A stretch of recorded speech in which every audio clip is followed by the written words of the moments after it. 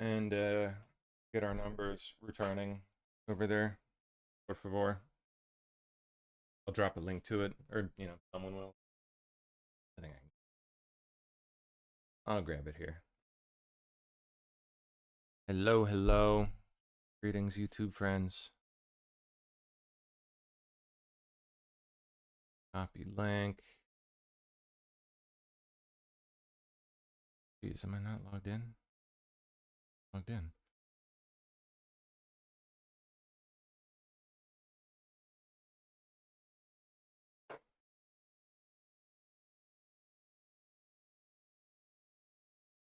Oh well, I don't have the I don't have my login info saved there. I'll pull it from the main laptop here, but we'll get cooking. Let me get everything squared away, and we'll get into the news here. It sounds like a pretty big day. I was unfortunately pretty out of the loop for most of it, just busy doing editing stuff. So we are going to be discovering what has happened today together. It should be a fun ride. Usually is these days. Sounds like this is definitely one of them. Okay. There we go. Good to go. Let me see if I have anything tagged from maybe over the weekend, earlier today. Oh man, all this stuff with Turning Point. Oh, goodness gracious. It is getting spicy, isn't it? I know, I imagine most of you have probably been sort of keeping up with it, all the drama. I guess the latest is, Candace Owens posted, messages from, it wasn't like a group chat or something, right? Group chat of like 8, 9 people or so, including Charlie Kirk, but not including her, apparently. Just based on the language that was used in the messages, she was clearly not one of the people in the group chat. And Kirk essentially, let me see if I can find it. Charlie Kirk basically said, there it is. Just lost another huge Jewish donor, $2 million a year, just because we won't cancel Tucker Carlson. It presumably, like some big Turning Point event. The donor wanted them to pull Carlson from the speaker list, right? Charlie Kirk continues. I'm thinking of inviting Candace. It's kind of like seems like a sassy like okay, if they want to play that game, like if they want to go down the road to ask, trying to make me cancel Tucker, well, I'll just go ahead and invite Candace Owens, who is, like 10, 20 times more controversial, at least. Whoever else is in the group chat responds, ugh. Kirk continues, Jewish donors play into all the stereotypes. I cannot and will not be bullied like this, leaving me no choice but to leave the pro-Israel cause. Man. And this is undated. I don't know if she offered up a claim date, but it's got to be relatively recent, like within the last, since 2025 at some point, I would think. Whoever else is in the group chat here responds, please don't invite Candace. That might feel good short term, but it's not good long term, in my opinion. Like all groups, you're going to get a wide variety of opinions, so on and so forth. I don't know if there's any more beyond that. I think that was it. So this is naturally, of course, creating a pretty big stir and causing a lot of denialism, let's say, from people. Just, well, I'm not trying to say that they killed him. All right, just some of the stuff that I have seen from people, like trying to rationalize this away, that Kirk was clearly going through some stuff with this, is bonkers. Like the attempt to just, I mean, it's unfortunate because no matter what, he's dead and he can't speak for himself. And being such a prominent figure that died in such a horrendous, very public fashion, it's just inevitable that people are going to be talking about all this kind of stuff. There's no stopping it. Like, no matter how ugly it can get. Sad. But man, the response to this from, I've seen some rather nasty responses too. Like, let me see if I can find one of them. It was just like astounding. Like bad mouthing Kirk, a dead guy who, again, like can't defend himself for daring to have had these private thoughts that were, you know, just barely kind of leaking to the surface towards the very end there. I don't think it's at all fair to label Charlie Kirk an anti-Semite by any means. It was not his criticism. It had nothing to do with well, I don't want to say nothing, but less to do with the people and more to do with the foreign policy and you know, the way he was being treated as well. I mean, no one likes being bullied like that. It's despicable. It's disgusting. Literally, I just threatened to pull the rug out from under someone's entire life and livelihood and all the wonderful things that they've done, built, and stood for over like a disagreement about foreign policy. You want to pull one of those, huh? I mean, it is their money. Do what you will, but that's it. This is just really ugly stuff. All of this is just so, and it really got it. I mean, it does make you wonder. Really, it does kind of make you wonder about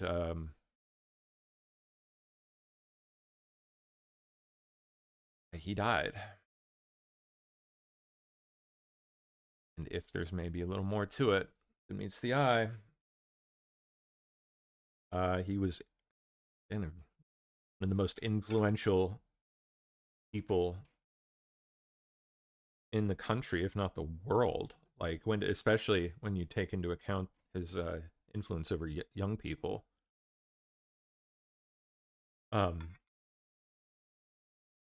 If he were to, as he seemed to indicate there, if he were to leave the pro-Israel cause, that would be incredibly damaging to Israel. And I, for one, would not put it past certain people, certain factions within their government, to just say, you know what, we gotta do something dirty. Messed up, right? But that's the way our country's certainly done things not too dissimilar from that in the past, and I think they certainly have too. I don't know. I think it's irresponsible to speculate like and say that like this is like a clear indication that like this is like 100% at their feet until actual real hard evidence comes out. But the more of this goes on, the sketchier things get, in my opinion. I don't trust Candace Owens. Don't get me wrong. I really don't. I think y'all probably know that about me by now. But this isn't just about Candace Owens in what she's saying. This is not restricted just her. For all of us. Very, very crazy stuff. All right, where do I begin my weekend? Oh, I visited the former Trump hotel over the weekend. Well, not weekend. I guess it was it was Monday night. So, hadn't been there since it was Trump International. Just, it's such a stunning building. They really know how to do it. It's now the Waldorf Astoria, but Trump built this. Well, not built it, but converted it and made it what it is. Incredible building. Like, just look at that. Massive. So neat. And a gigantic flag is just planted right there still, which is cool. Oh, big news, real big news. Especially considering some of the stuff that I have covered in the, gone and documented in the past, still working on about Oregon in 2020, the fires in Oregon. Just look what just came out about the Palisades fire. It was arson. The Palisades fire was arson by this guy.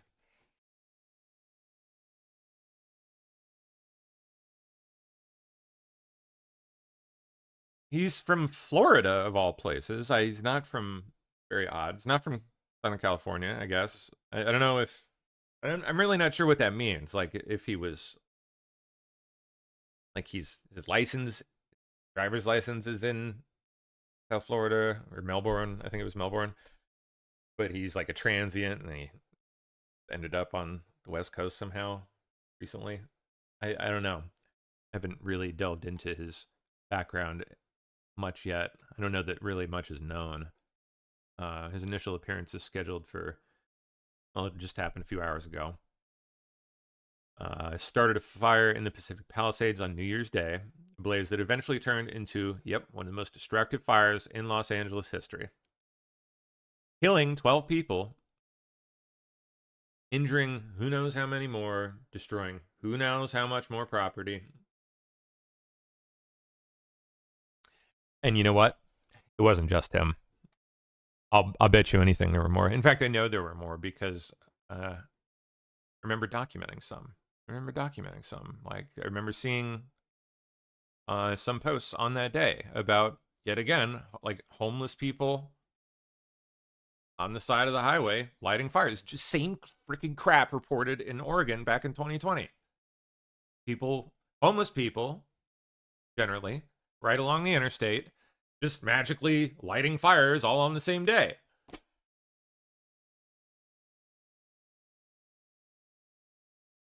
Back in 2020, it was to the tune of like dozens. It was dozens, well over 100 different reports of arsonists. It was out of control. It's crazy.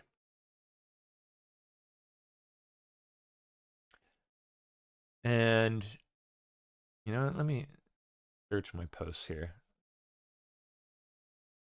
See if we can turn up any.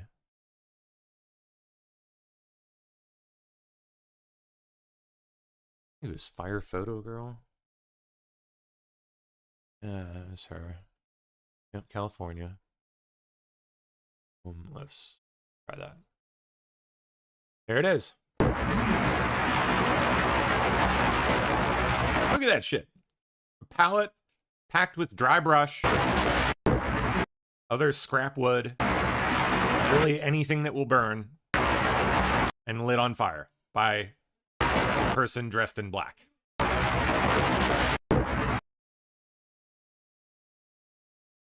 She told me she's doing a good thing. Fire Photo Girl says. Told me she's doing a good thing. They like crazy people. Give them $100. Toss them a Benjamin. Tell them they're helping something. They'll believe you. Crazy. Same crap as Oregon back in, and Northern California and Washington back in 2020. Same thing. And now we got proof for the Palisades. Karen Bass's response was disgusting. Just wait till you see this. Complete non-response, if anything. It was like she didn't even address the fact that an arsonist was pulled here. Like, it was absurd.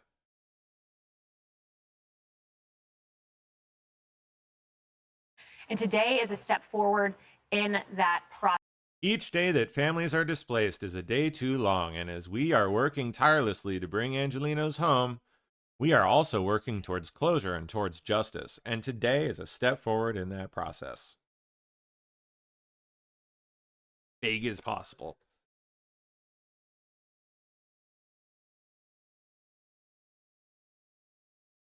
Any bets on foreknowledge for Karen Bass?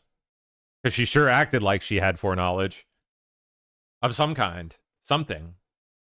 What was it? What was it happened? And you remember? Didn't she tell an aide to like stay out of the area if you know what's good for you?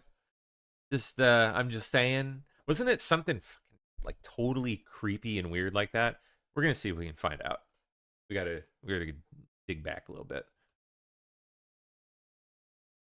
Just in terms of my trip, this might be it. Just so you know, I'm missing 2 work days. That's it.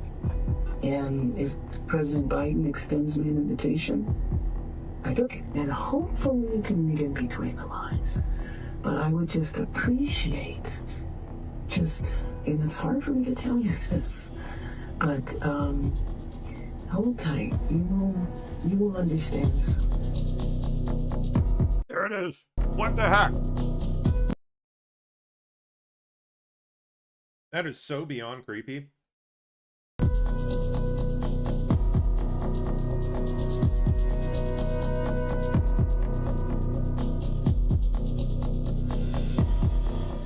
The situation is very dangerous, and I would never do. I will take the criticism before I do a publicity stunt. And frankly, a press conference at this point in time would just be publicity. I think the neighbors, the property owners, yeah, and the residents. I mean, 41,000 people live within a square mile here. Yeah. 2 families share a 1-bedroom apartment. But they want to hear that something is going to be done. They want to know it's recognized. Which it won't. But they want to know it's recognized. Exactly. But if I have a choice between that and compromising something, I just have to go along with it. Compromising something? It's not my area of expertise. Like what? I want to make sure that you are safe. And hopefully you can read in between the lines.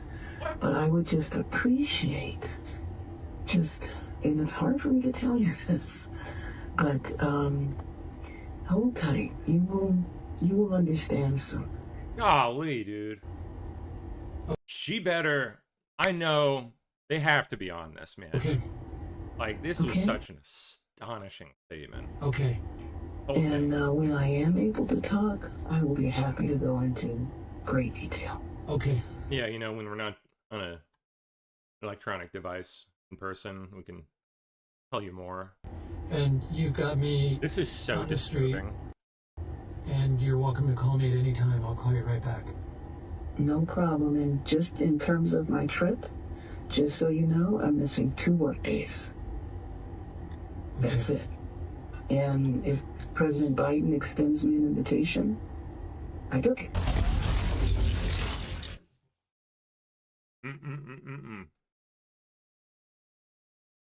She creeps me out, man. She gives me like full-blown like Satanist witch vibe. And I don't say that often about, well, I don't say that about anyone. She creeps me out.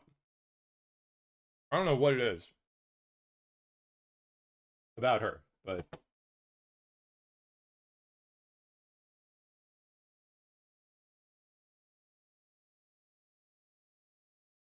man. I guess that was it. That was the statement she gave. Just that brief little sentence. You have a Twitter account here? Here it is. Okay, here's the full thing. More than 9 months ago, our city faced one of the most devastating periods our region had ever seen. I, meanwhile, was on a vacation in Ghana, conveniently. Lives were tragically lost. Thousands of homes were destroyed. Our heroic firefighters fought the blaze valiantly with no rest. Each day that families are displaced is a day too long, and as we are working tirelessly to bring Angelinos home, we are also working towards closure and towards justice. And today is a step forward in that process. I want to thank the Department of Justice and the Bureau of Alcohol, Tobacco, and Firearms and Explosives for their work, and the leadership of the LAPD and the LA Fire Department for their efforts, both of which were part of a multi-jurisdictional task force that led to this arrest. Now that this phase of the investigation has concluded, the city will release the LAFD after action report shortly. So sketchy. This lady. I cannot wait to find out more personally about this guy. Jonathan Rinderknecht. I don't know if there's been any info turned up on him as of yet. And, oops. Drop the J off there. I've not seen anything, but hopefully we'll find out more soon.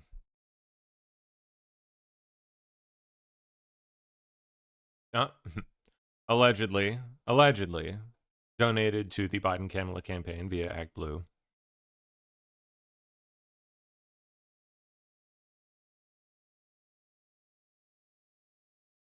But, you know, hold off until we see some confirmation. Okay. Well,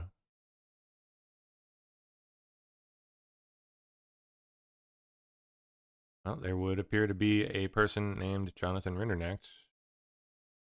Suppose it's possible there could be another one. Rather uncommon name.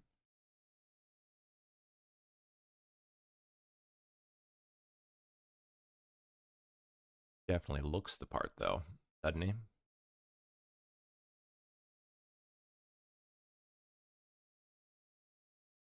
All right, let me see if I got anything else. Oh.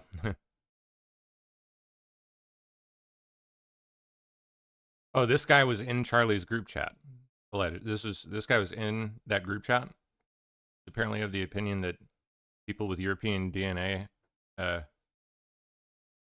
just inherently hate Jews somehow. It's inherent in European DNA. Rather racist thing to say. Isn't it?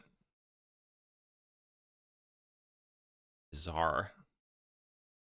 And this guy has been at the forefront, leading the charge, I believe, just trying to stamp down any questions of any kind, trying to spin a certain narrative. This whole thing is just so sketchy. Of course, so is Lauren Witzke. I mean, all of this is just, I don't trust anything at this point. But I gotta say, the whole thing is just doesn't look good. Oh, meanwhile in Portland.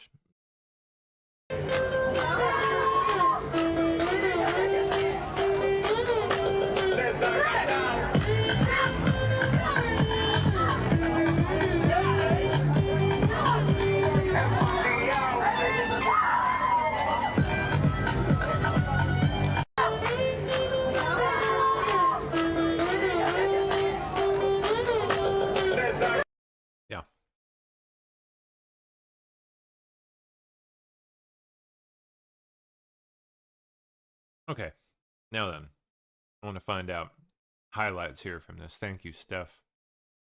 I know we have probably some fresh faces joining us after getting off of work for the evening, maybe. People who missed this, yours truly included. So we will definitely get to that soon here.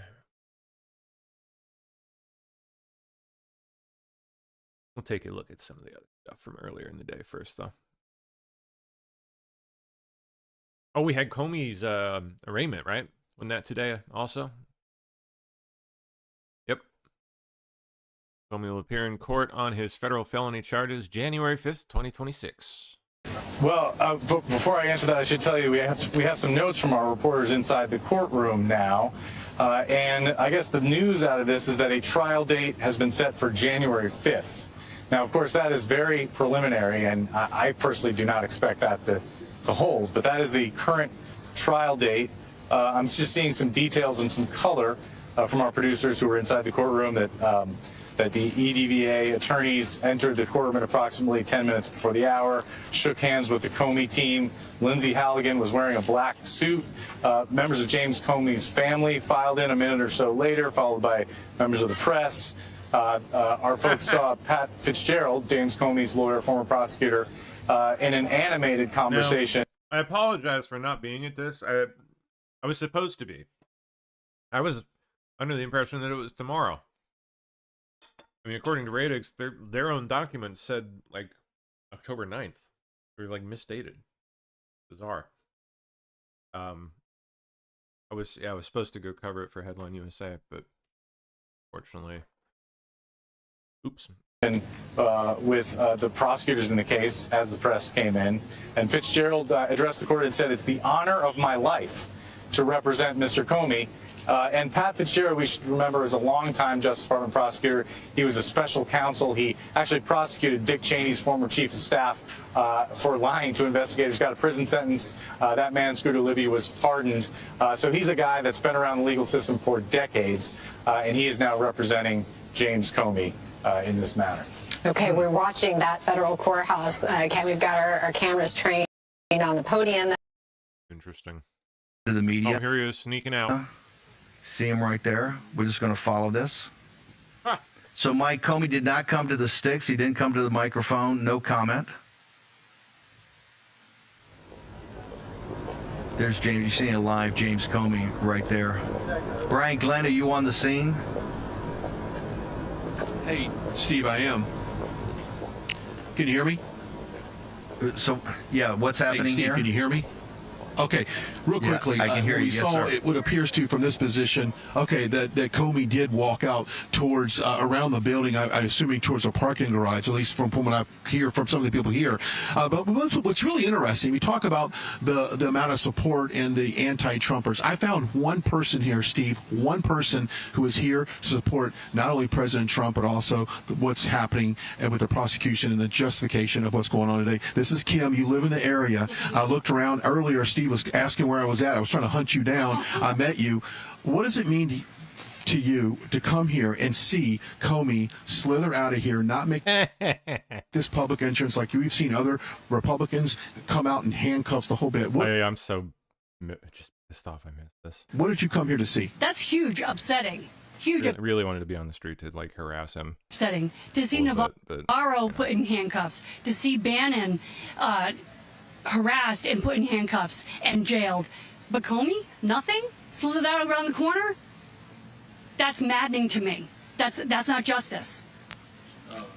And Steve, I would imagine people watching us at home and listening to you guys really break this down are just as angry. Dirtbag. Comey, of course, pleading not guilty. It's Scott McFarland outside court. James Comey has just pleaded not guilty to 2 federal charges on the 6th floor upstairs in the federal courthouse in Judge Nachmanoff's court. The speedy trial issue came up during these proceedings, these very brief arraignment proceedings. The prosecution urging for extra time, saying this is a complicated case, trying to perhaps put this case on a slow track. The judge was initially skeptical. This is such a complicated case since there's just 2 charges in the charging document. Barely a page and a half. Comey was brought in through a private, secure entrance, away from the protesters, the media, potential agitators who would be here today. We'll see if he comes out and talks, though. I'm dubious he'd do that if he got a secure way in. A couple things to keep in mind. They're going to put a trial date on the calendar. It could be as early as January, but that is slippery. Those things tend to slide in the federal court system by nature, especially in a high-profile case like this. And Comey was the first one to walk in to the courtroom in arraignment, seen smiling by those who saw him enter. And at this point in time, everybody's keeping a low profile. And that may be true for some period of time. For now, a former FBI director is a criminal defendant charged in federal court with a trajectory of the case uncertain.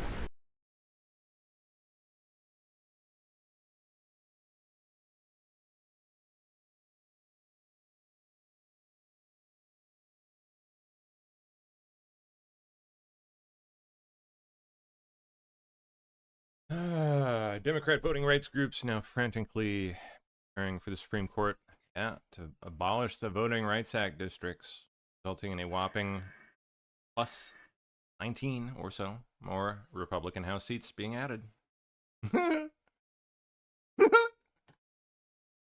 Oh man, that's a big deal. Joan Kennedy, wife of Senator Ted Kennedy, who was by his side during the entire Chappaquiddick scandal, dead at age 89. What the frick is? Maniac threatened to detonate a tent filled with 200 explosives outside a D.C. church hosting Supreme Court justices. Did he actually have explosives in said tent? Yeah. Apparently had at least 200 explosives in a tent. Allegedly told cops who approached him, "You might want to stay back and call the federales. I have explosives." That was smart.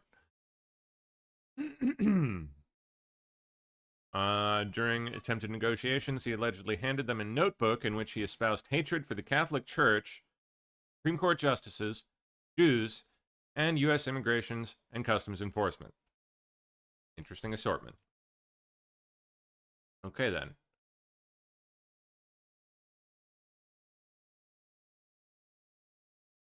"Do you want me to throw one out? I'll test one out on the streets," he asked a sergeant, adding that he had 100+ explosives.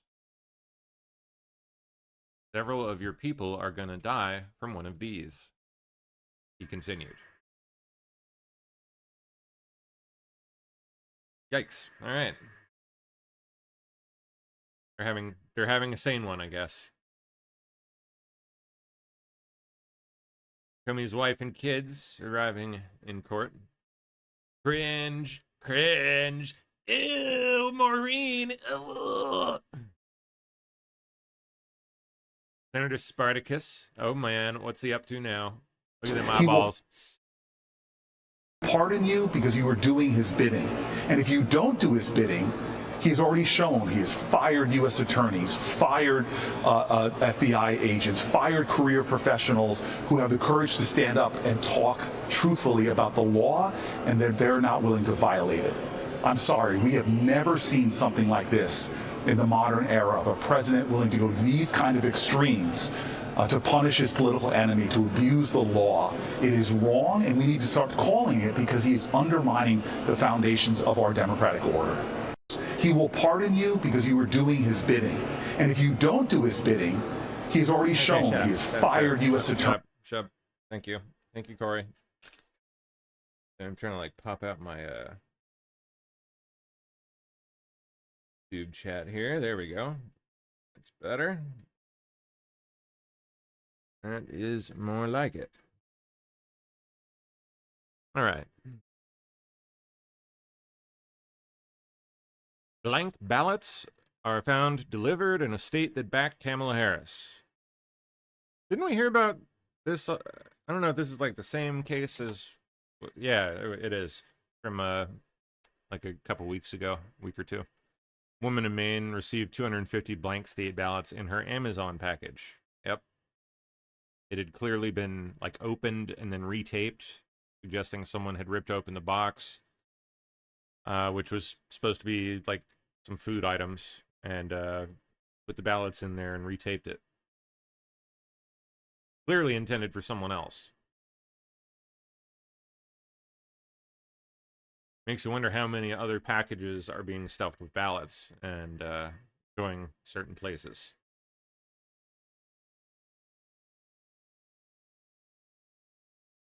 Okay. Comey media strategy to protect his reputation and shape the public narratives about the Clinton email and Trump collusion probes is also on trial. Oh, hey. Well, that's good.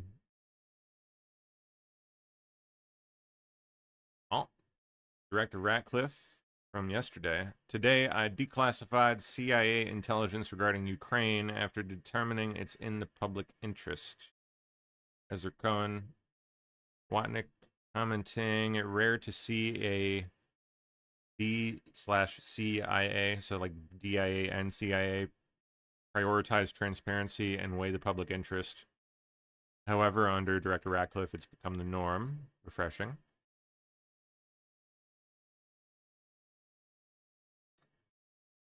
Mr. Watnick, or Cohen Watnick, I guess, is on the D-class board.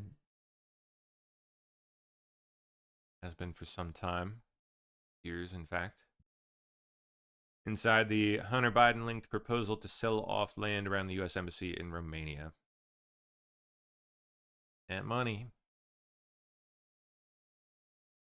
Yep, tied up in an eyebrow-raising proposal to sell off land around the U.S. Embassy in Bucharest to a group that included a Chinese company. All as part of an effort to help a local real estate tycoon beat corruption charges. By, well, go figure, being corrupt.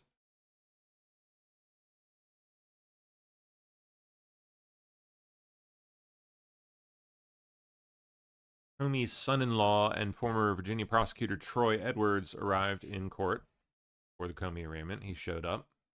Oh. Quit his job to uphold his oath to the Constitution and the country. After Lindsey Halligan was appointed. Yeah.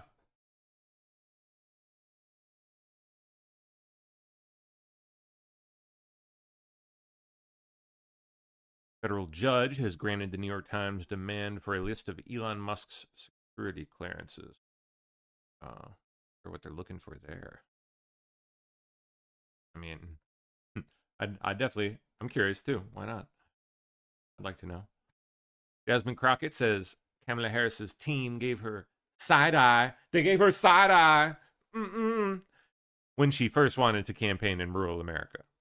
When it came down to the presidential, I told the team, I said, stop sending me to all the urban centers. Yes, I can do that. Yes. Urban centers? You got plenty of surrogates that can go do that. You need to send me to rural America. And they were looking like, huh? And I'm like, listen, I was in East Texas. I live there. I know the struggles. I know what it's like when the paper mill is threatened with shutting down, or Cooper Tire may shut. I know the struggles and the angst. I know how these small town economies work. I get it because I lived it. I still have property out there. Like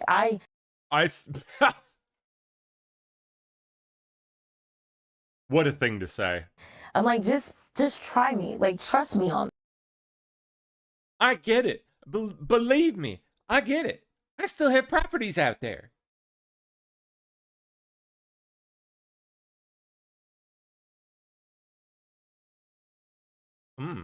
Okay.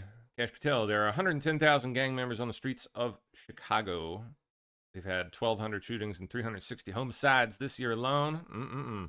We are taking the juggernaut that is demolishing the weaponization of law enforcement and bringing it to places like Chicago. When I was there today with Todd, we learned that the Chicago city streets have 110,000 gang members. That's right, you heard me right. They had 1,200 shootings this year alone, 360 homicides. When politicians choose to side with those metrics and not their citizenry, thank God we have President Trump and this Department of Justice and this FBI going in there and crushing violent crime. And President Trump sent us into these cities quietly to set the stage, to set up for the National Guard, to see the success that we saw in Washington. Set the stage, huh? D.C., in Memphis. The FBI has been leading For the National Guard, you say? charge in every single one of these streets because we know how to gather ground level intelligence and we know how to put handcuffs on the bad guys and we know we have the backing of this administration, and most importantly, the agents at the FBI know that they have the backing of the American people and their government.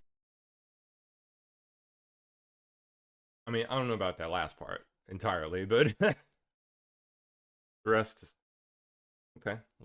We will see where this goes. It definitely sounds interesting. Excuse me. We saw that Democrat California gubernatorial candidate. Oh, gross, Katie Porter, nasty. Loses it during an interview and complains that she's being asked questions. Okay. What do you say to the 40% of California voters who you'll need in order to win who voted for Trump? How would I need them in order to win, man? Well, unless you think you're going to get 60% of the vote. You think you'll get 60%? Crazy bitch. But everybody who did not vote for Trump will vote for you. That's what you're saying. In a general election, yes. If it is me versus a Republican, I think that I will win the people who did not vote for Trump. What if it's you versus another Democrat? I don't intend that to be the case. So how do you not intend that to be the case? Are you going to ask them not to run? No, I'm saying I'm going to build the support. I have the support already in terms of name recognition. And so I'm going to do the very best I can to make sure that we get through this primary in a really strong position. But let me be clear with you. I represented Orange County. I represented a purple area. I have stood on my own 2 feet and won Republican votes before. That's not something every candidate in this race can say. If you're from a deep blue area, if you're from LA or you're from Oakland, you don't have an experience. You just said you don't need those Trump voters. Well, you asked me if I needed them to win. So you don't. I feel like this is unnecessarily argumentative. What is your question?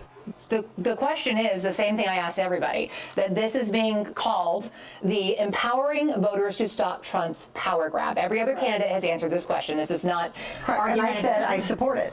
So, and the question is, what do you say to the 40% of voters who voted for Trump? Oh, I'm happy to say that. It's the do you need them to win part that I don't understand. I'm happy to answer the question. Golly. I don't know how anyone sane can see this type of woman and vote for it. This is like unhinged HOA micromanager Karen squared. Question is, you have it times 10 written, and I'll answer it. And we've also asked the other why would you ever vote for that? Candidates, do you think you need any of those 40? That is just like a recipe for running your country into the ground. Percent of California. Why would you do that? Voters to win, and you're saying no, you don't. No, I'm saying I'm going to try to win every vote I can, and what I'm saying to you is that. Well, to those voters, okay. So you. I don't want to keep doing this. I'm going to call it. Oh my Thank gosh. you. You're not going to do the interview with us. Nope, not like this. I'm not. Over nothing. With 7 follow-ups to every single question you ask. But every other candidate has answered. I don't care. I don't care. Whoa. I want to have a pleasant, positive conversation, which you asked me about every issue on this list. And if pleasant. Every question. This is bonkers, man. We're going to make up. This is how safe space culture, so-called, as this is the end of the road here, right here. Follow-up question, then we're never going to get there. Ms. And we're Porter, just going to circle around. I am an investigative I have never had to do reporter. this before, ever.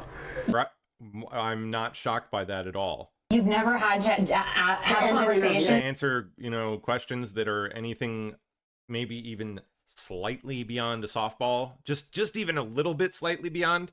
To end an interview. Okay, but and you want to be governor. You want to be governor of the biggest states in this country.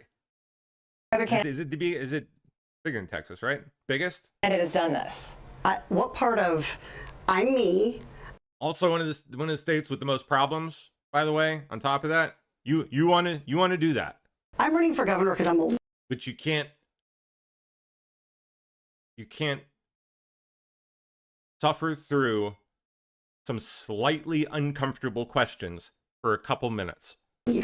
So I am. They're not even uncomfortable, to be honest. So you're not going to come on answer questions from reporters? Okay, why don't we go through? I will continue to ask follow-up questions because that's my job as a journalist, but I will go through and ask these, and if you don't want to answer, you don't want to answer.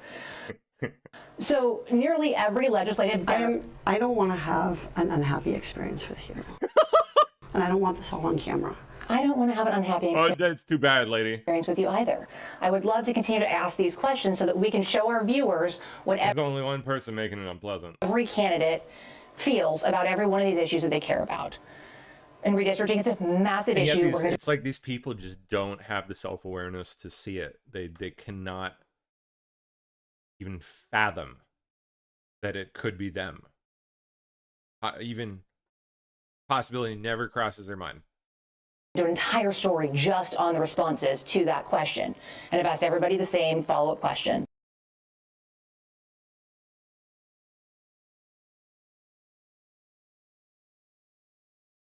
That was just... I'm like flabbergasted. That was just nuts. And I always knew she was kook. In fact, let me pull up another good one of her from a little while back. The allegation of groomer and pedophile, it is alleging that a person is criminal somehow and engaged in criminal acts merely because of their identity. Yeah, they're pedophiles. So yeah, that's yep. There's that's a crime. Sexual orientation, their gender identity. No. So this is clearly prohibited under Twitter's content. Yet you found hundreds of these posts. Saying bad things about pedos is prohibited under Twitter's content. You found hundreds of these, according to Katie Porter, posts on the platform. The allegation of groomer and pedophile, it is alleging that a person is criminal somehow. There's Katie Porter. That's Katie Porter. Yeah. He wants to be governor of California. God help anyone living there if that happens. You think Gavin Newsom's bad? You wait.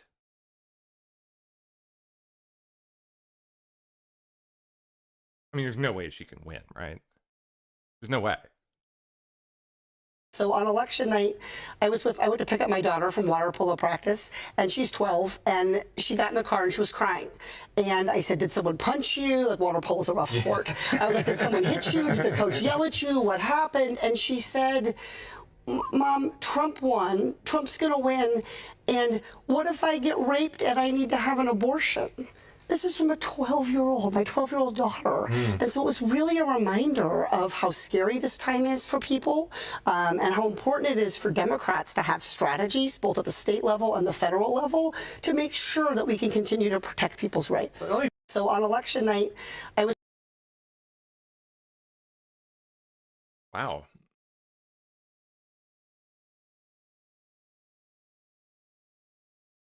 I don't even know what to say about that. So on election night,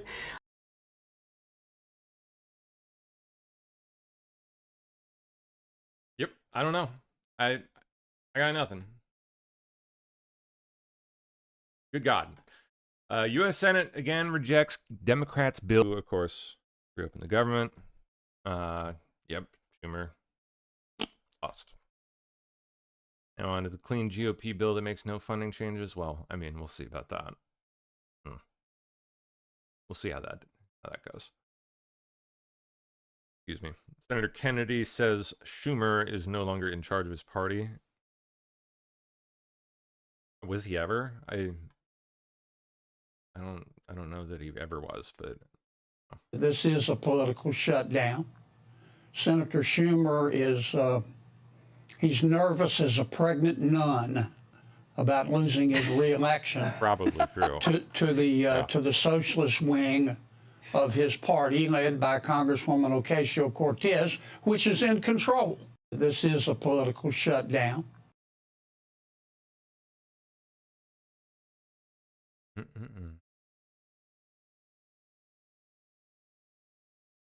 Oh, okay. Here's Schumer. Speaking of, just cleared his shutdown. Will continue. All right. So now, let's see it. We're in a government shutdown, and you may be asking yourself, "Oh, wow! Dramatic music and multiple camera angles. How the hell did we get here?"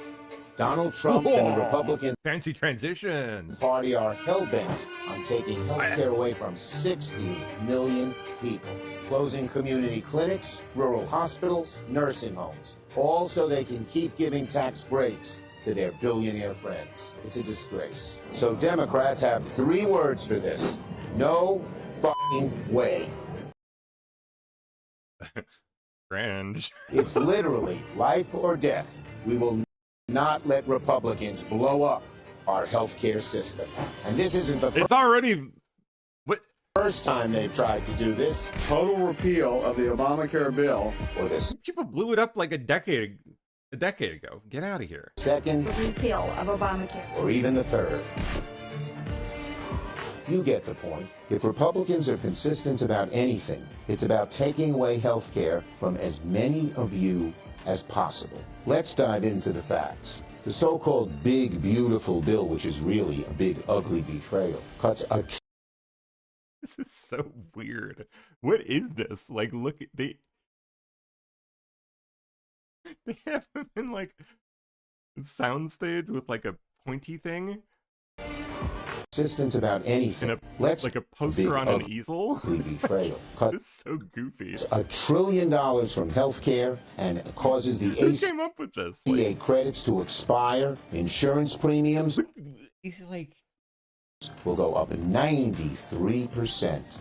As a result, 22 million people pay more. He's one of those posture fixers. You see the ads for those all the time. You gotta get one of those for Hanukkah. That would probably 4 million lose coverage altogether, and even if you don't have ACA, your premiums are going up also. What does it mean in New York? $2,500 increase for those on ACA. Working families can't afford that, and 450,000 people lose their health care. This is not about politics. It's about people. But don't take it from me. Take it from the patients and the providers themselves. A lot of these patients are losing their care and they cannot go to the preventive care doctor. So wait, none of these patients are. A lot of these patients are a lot of these patients losing their care and they cannot go to the preventive care doctor. So where do they go? They come to the emergency department. Unfortunately, the emergency departments are being overflown. They're being overwhelmed. It really does. Could that be because, I don't know, there's lots of people here that shouldn't be here? Maybe? It's like really like bring me to tears. It's really, really sad. Really thinking outside the box, I know. Like we have to end up begging, don't make those cuts. Somebody has to stand up for us. We stood up for you. Now you're on our shoulders. Please do the right thing by us. The beginning of this year marked the first time in recent history where we actually saw a decline in overdose fatalities and fentanyl poisonings. Any reduction in benefits, any reduction in coverage means that those overdose numbers will go right back up. Suicides will go right back up. Anxiety, depression. The bottom line, Donald Trump and the Republicans have chosen to shut down the government rather than work with us to defuse the ticking time bomb that will blow up healthcare for millions of Americans. Yeah, because it's, you know, it's going so great and all, healthcare.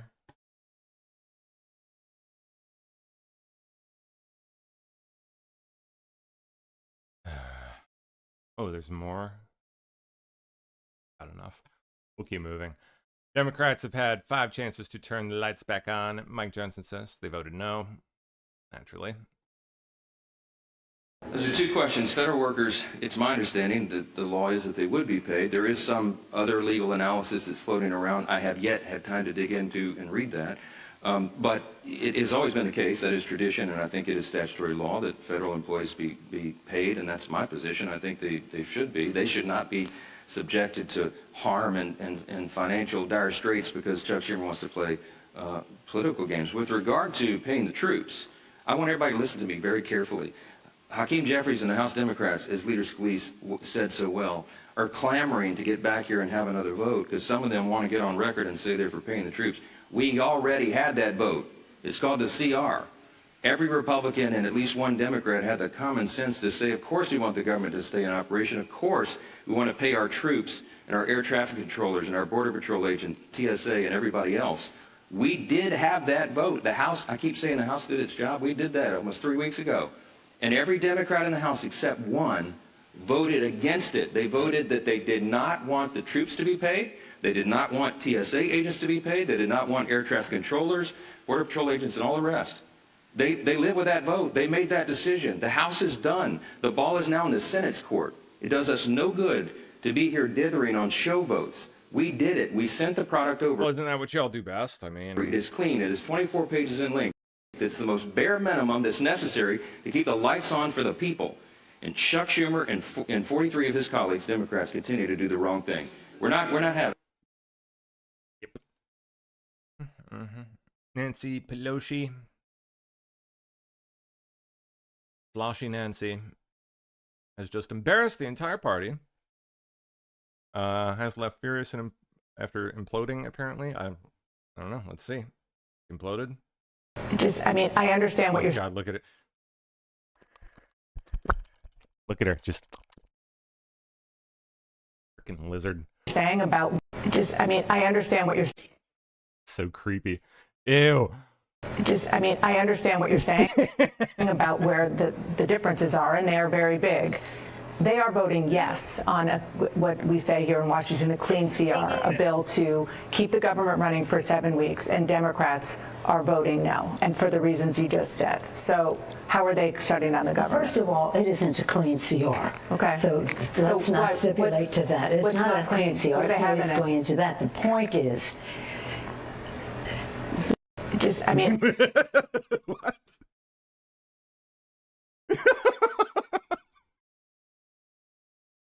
I wish we could have, like, seen the rest of that. Funny clip, though. Oh, man, is she weird. Creepy. Fox News alert. LA Mayor Karen Bass issues a statement. Well, we saw earlier. Maybe more info here. Let's see. Moments ago, LA Mayor Karen Bass issued a statement after federal law enforcement agencies announced the arrest of 29-year-old Jonathan Rinderknecht in connection to the devastating Palisades fire. Here's part of that statement, quote, more than 9 months ago, our city faced one of the most devastating fires, or periods rather, our region had ever seen. Lives were tragically lost. Thousands of homes were destroyed. Our heroic firefighters fought the blaze valiantly with no rest. Each day the families are displaced is a day too long. And as we are working tirelessly to bring Angelinos home, we are also working towards closure and towards justice. And today is a step forward in that process. Laura, as I read that, all I hear is absolutely no accountability for the failures that happened. Furious after Trump called for him to be arrested. He should be. Promised to stop the National Guard from taking to the streets. Chicago Mayor Brandon Johnson. So, Mayor, we're going to get to the National Guard in just a minute, but first, President Trump This should be interesting. This morning called for you, Illinois Governor J.B. Pritzker, to be jailed for, quote, failing to protect ICE officers. What is your response? Well, you know, first of all, this president is unstable, unhinged, a double-minded individual that, quite frankly, that's rich coming from you. I mean, is a threat to our get real democracy. And it's certainly not the first time that Donald Trump has called for the arresting of a black man unjustly. Oh, we're going to go that way, huh? I'm not going anywhere. That's what we're going with? Where I'm going to stay firm as the mayor of this amazing city, which was voted 9 years in a row the best big city in America, and we're going to defend all of Chicago. Yeah, and to be clear, he's also calling for the governor, J.B. Pritzker, to be jailed as well. What are you hearing when it comes to the Texas National Guard troops, when they'll actually be deployed into the city, what they're actually going to be doing there? Well, there's been no communications with my administration and the federal government. What we do know is that this president is working outside the bounds of the Constitution, and that there are National Guard from the state of Texas that are being quote unquote trained just outside of the city of Chicago. And keep in mind, these individuals do not have policing powers. They do not have arresting powers. So the judge right now then what do you worry about? In Illinois is looking at what exactly is the mission of the National Guard from the state of Texas. We know this is illegal, unconstitutional. That's already how's that? Been proven in the courts in Oregon, and we fully in Oregon, huh? expect the same ruling to take place here in the state of Illinois. And we'll see how that goes. White House says that they're doing what they're allowed to do under Title X, the law. They say that these operations are designed to protect federal facilities and officers, and there have been some protesters around Chicago that have blocked access to the ICE facility in Broadview. Bet your ass they have. Does that prove that this mobilization is needed? No. In fact, this president is working to look, from the very beginning, we always knew that sitting in the federal agents was a pretext to the National Guard. His ultimate goal is to send the military into American cities, which there aren't people who are signing up to serve and protect our democracy abroad to be then unleashed on the cities that are actually raising them. What we have seen is a full escalation from these federal agents. And a man was shot and killed.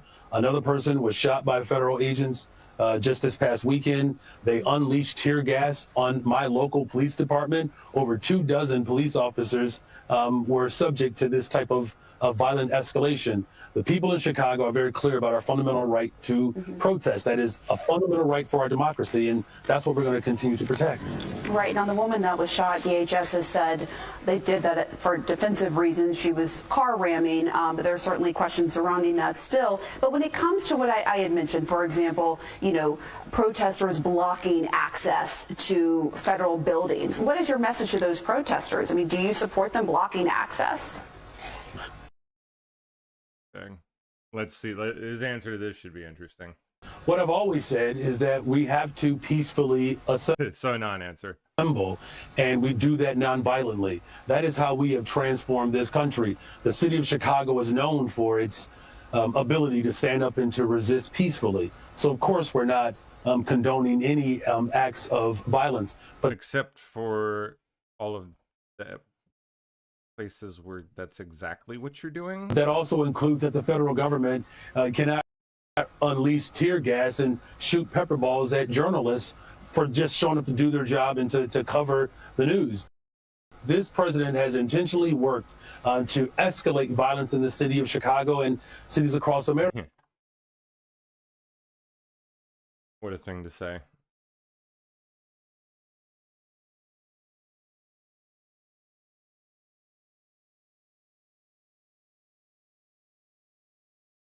Man, sorry. I was just thinking, I can't wait to see him investigated. Put it that way. Heated exchange between Hakeem Jeffries and Rep. Mike Lawler during shutdown. Hakeem furious. Did you get permission from your boss? You mean Obama? Your boss, Donald Trump? Easily extend the ACA Did your right boss, now. Donald Trump, He's give not you my permission? boss. Yes, he is. No, he's not. By the way, So let me ask you a why question. did you vote to shut the government down? Why did you vote to shut it down? Let me ask you a question. For years, you always lectured about how we need to keep the government open. You're making a show of this to no, make it's yourself sad. relevant. It's sad. You can easily sign on to You're this. embarrassing yourself You can right sign now. on to this. The only You're embarrassment chasing here is clout. you. You're an You embarrassment. can sign on to the bill. Let me ask you a question. You have 4 Democrats on here. Let me ask Why you a won't you question. sign on Let me ask to you a it? question. It's a Let clean me ask extension you a for 1 question. year. You voted for the one thing Clean that we know, extension. correct? I voted for a tax cut bill that gave the largest tax cut to Americans in history, including, by the way, the average New Yorker getting a $4,000 tax cut. Are you against that? You're embarrassing yourself right now. Do you want to cut the standard deduction in half? The largest cut to Medicaid In No, we American rooted out history, you voted waste, for that. fraud, and abuse, by the You way. voted Tom DiNapoli, the for a Democratic permanent- controller of New Let York, me ask you a question. pointed out that $1.2 billion If you're were gonna- wasted. Listen, you're not going wasted, to talk. You're not going to talk to me. wasted You're not on going to talk to me fraud and talk and over non-New me York residents because you don't getting want to paid. hear what I have to say. Oh, I'm listening. So why Go don't you ahead. just keep your mouth shut? Oh, because you is showed that, up. is that the way to you talk? Whoa, Hakeem, calm down, sir.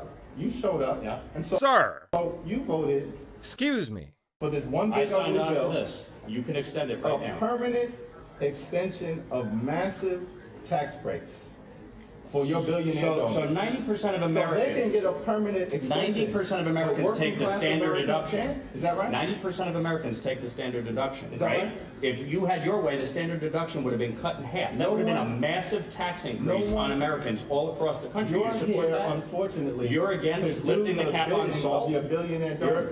The That's billionaire unfortunate. donors, lifting the That's cap on correct. salt, we put a income cap in place. Why are you here right now? An income Where are the cap. re- where are the Well, rest didn't of you your want all Republican Republicans colleagues? to be here? Where I'm are the here. rest- where are the rest of your You wanted Republican colleagues? Republicans to be here. I'm here. Why are you And here? by the way, you can pass an ACA extension right now. Sign on to this bill. Did your boss Sign Donald on Trump- to the bill. Is your boss Donald Trump behind it? HR 5145. Why don't you get on it? Mike, is your boss Donald Trump behind that? Why won't you get on it? Because you don't work for the American people. Oh, I do. I work don't work for the people of New Democrats York. in I work for the district. people of my district. Is that why you? Is that I'm why here. You got 140. And by the way, I voted for a clean CR to keep the government open and Mike, funded. You you're- voted to shut it You're down. embarrassing yourself right Yeah, leader, with all due respect, you're the one. Oh man, yet another one with serious self-awareness issues. now. Why are you playing yourself? You're the one Why are you who playing actually yourself voted with to these shut the aspects? government down. Actually, you It's know. Who's embarrassing whose self? That's not Hakeem? It's sad. You voted to shut the government down. The Republicans control the House, the Senate, and the president. Right, and correct? you're smart enough to know Is that you right? need 60 votes in the Senate, Is that right? No. Do you need 60 votes in the Senate? Yeah, I don't know that that's true, man. 60 Smart enough, him. votes needed to pass your one big ugly bill? Reconciliation, which you Was did with the 60 IRA, was 60 boy, that really reduced inflation. Are You you did a trying to great job elevate there. yourself because you're afraid I'm not you're trying to about lose elevate myself. re-election? No, I'm not going to lose re-election. Question. You spent $42 million last cycle. Mike, You didn't do Mike, that let me great. say something. Why aren't you running for governor right now? You spent- Because I you spent a actually year and a half. enjoy this job, and I'm here to do You it. And enjoy- by the way, you enjoy- you you enjoy could actually embarrassing pass. yourself? You could actually pass You enjoy being a a lackey for subsidy Donald right Trump? now Is that to right? ensure that people don't have health care premiums going up. Why won't you support this one-year Let bill? me ask you a question. Tom Swazi's on it. Jared Golden. Let me ask you a question. Marie Gluz. No. Let me ask you a question. Shut up. Perez. Shut up, Hakeem. Are they wrong? Your Don other, Davis? No. your other boss, Are they wrong? Your other boss, Mike Johnson, I challenged him to a debate Yeah. on the floor. Did he send you? No, I'm here on my behalf of my constituents. It's like his only line is, "Who's your boss? Who's your boss? Did your boss send you? You shut the government down. And my Your boss is Donald Trump.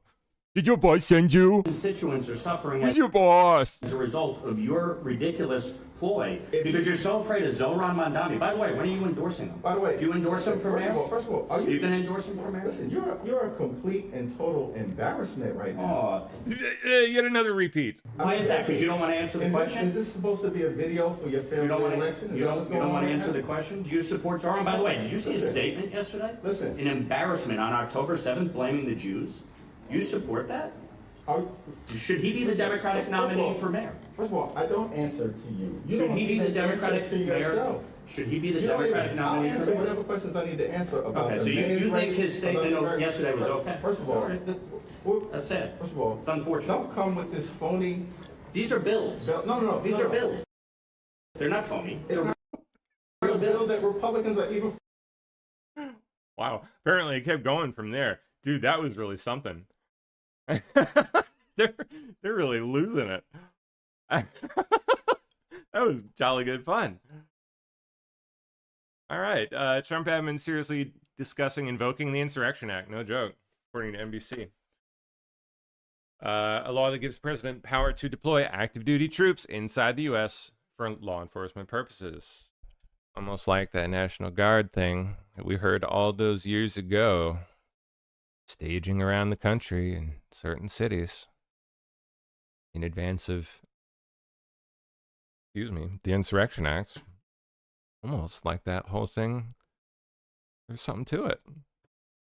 Pretty crazy.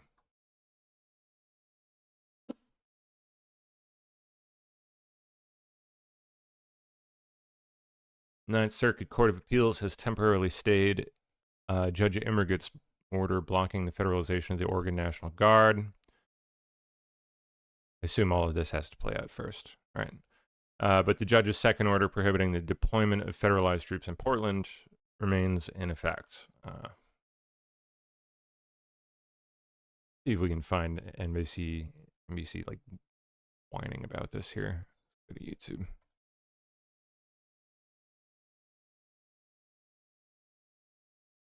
Let's see. Insurrection Act. Filters today.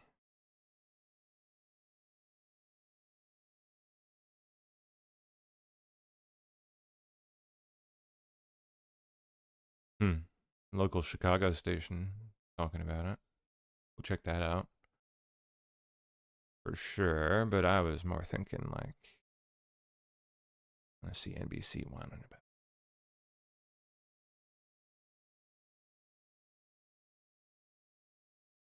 Oh, here we go. That's a short. Oh, I guess so. We talked about it today during the I do it if it that event, the roundtable. was necessary. So far, it hasn't been necessary. I guess someone asked him about it, about invoking the Insurrection Act, and he responded, I'd do it if it was necessary. I do it if it was necessary. So far, it hasn't been necessary, but we have an Insurrection Act for a reason. President Trump has been asked a lot about the Insurrection Act. It's a federal law from 1807 that gives power to the president to deploy the U.S. military domestically and federalize National Guard troops during specific circumstances. Invoking the act effectively suspends what's called the Posse Comitatus Act, which prevents federal troops from participating in civilian law enforcement activities. And it gives the president a lot of leeway. The act says that the president, by using the militia or the armed forces, or both, or by any other means, shall take such measures as he considers necessary to suppress in a state any insurrection, domestic violence, unlawful combination, or conspiracy if it obstructs the execution of laws in the United States. And it's up to the president to determine what counts as an insurrection or rebellion. And that's especially important as President Trump's definition of insurrection is wide-ranging. Portland's been on fire for years. We have to save something else because I think that's all insurrection. I really think that's really criminal insurrection. Los Angeles wouldn't even be there now if I didn't send in the troops very early, because that was a riot. That was an insurrection. We got a bill passed that I said, let's see if we can get it all done, because these Democrats are like insurrectionists, okay? The act has been used several times by presidents, including in 1957, when Dwight Eisenhower brought the Arkansas National Guard under federal control after then-Governor Faubus fought desegregation in Little Rock. But it's come into focus today because of President Trump's escalated interest in federalizing National Guard troops from around the country and sending them into Democrat-run cities that he believes aren't effectively quelling protests. Chicago's a great city where there's a lot of crime. And if the governor can't do the job, we'll do the job. I do it if it was necessary. So far, it hasn't been necessary, but we have an Insurrection Act for a reason. President Trump has been asked. All right, let me go back to that little local one. AG Phil Weiser says there's no basis for the Insurrection Act, of course. For weeks, President Trump has threatened to send the National Guard to Chicago. He is now doing so, and he is considering using a law that was enacted more than 2 centuries ago to justify his deployment. Troops from Texas have arrived. For now, they are gearing up at a U.S. Army Reserve facility in Elwood. While their exact mission is unclear, what is clear is that Governor J.B. Pritzker does not want the Guard here. He's taking legal action to prevent it. So President Trump may invoke the Insurrection Act if a federal court prevents him from deploying the Guard. That is an act that was passed by Congress in 1807, back in colonial days, when there was a concern about possible insurrections among within the states. Illinois National Guard retired Major General David Harris says the Insurrection Act allows troops to make arrests. Rarely enacted, it has been used to quell major disturbances or uprisings. There are 2 scenarios in which the Insurrection Act can be invoked and federal and National Guard troops can be sent. One is when the governor requests it. In the early 90s, the California governor requested the National Guard under the Insurrection Act to quell the Rodney King riots. The other scenario is the president initiates the statute. President Lyndon Johnson did it during the 1960s to enforce the Civil Rights Act. If I had to enact it, I'd do that. If people were being killed and courts were holding us up, or governors or mayors were holding us up, sure, I'd do that. But legal experts say mayors and governors taking legal action, isolated crimes, or Mayor Brandon Johnson's executive order establishing ICE-free zones are likely not reasons to invoke the Insurrection Act. The statute has only been used for major civil unrest. The Insurrection Act just is not contemplated to be a way to basically say, oh, wow, there could possibly be a crime that would happen or some threat to ICE agents, and we need to send in federal troops. If a federal judge rules in favor of the state of Illinois and the president decides to use the Insurrection Act as Plan B, by statute, he must issue a formal proclamation before deploying troops.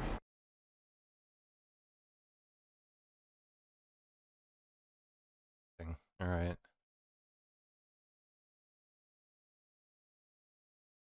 Ninth Circuit temporarily stayed Judge Emmerich's order.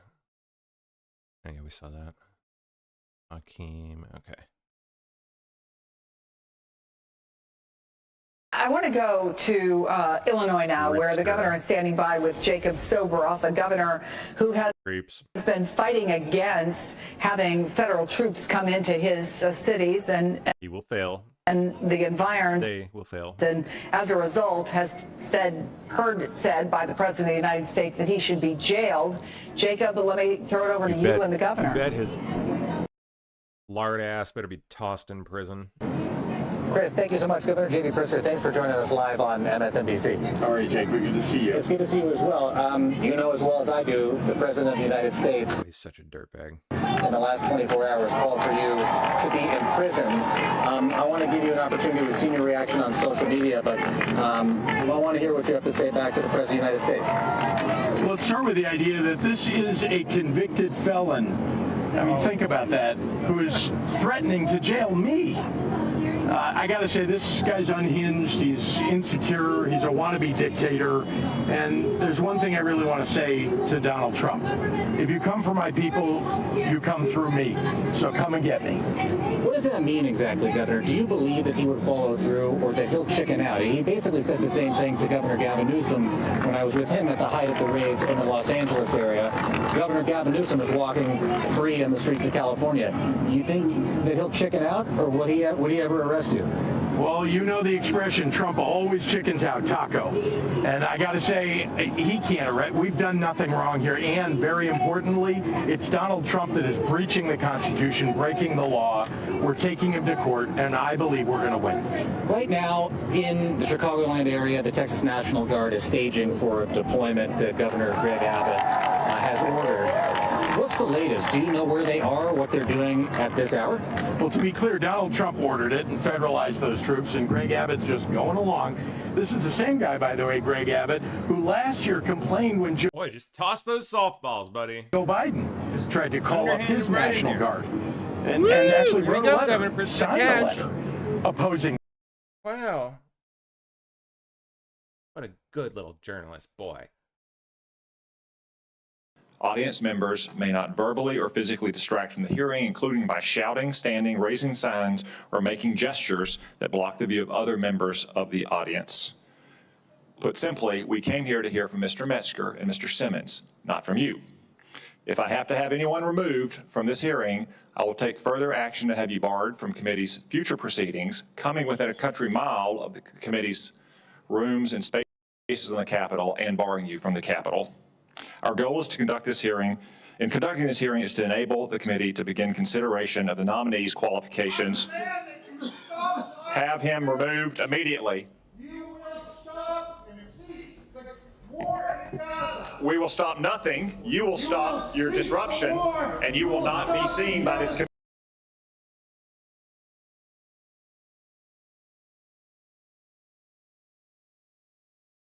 Who is this? Be seen by this committee again.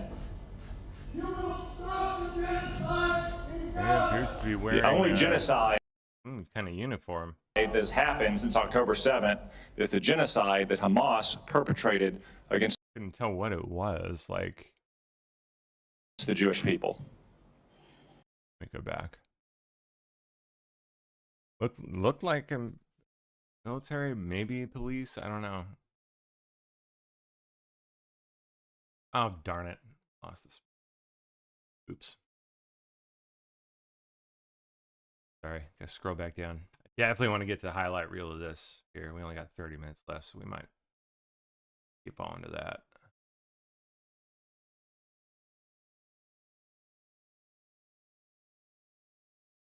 Okay.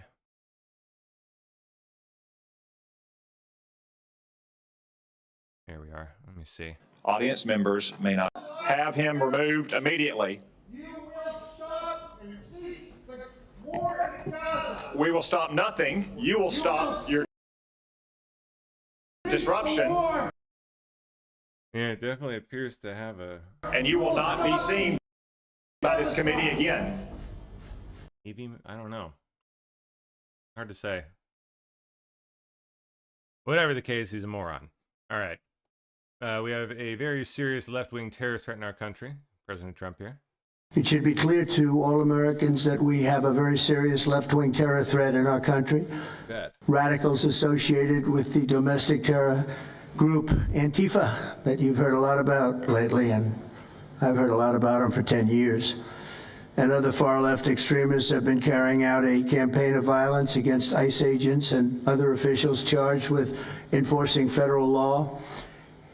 In Chicago, anarchists have surveilled at least 4 local ICE facilities and posted diagrams of the buildings online, meaning nothing but bad, accompanied by photos of specific ICE agents that they're targeting, one in particular who's a top person and a great patriot. In July, approximately a dozen Antifa-aligned militants stormed the ICE facility in Texas and then lured officers out of the building before firing dozens of rounds at police. They were crazy, frankly, shooting one Texas officer in the neck. And in Portland, Oregon, Antifa thugs have repeatedly attacked our officers and laid siege to federal property in an attempt to violently stop the execution of federal law. Mm-hmm. Everything we're doing is very lawful. What they're doing is not lawful.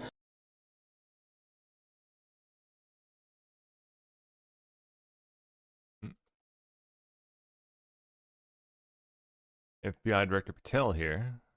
It does not require rocket science. We are following the money. Money never good.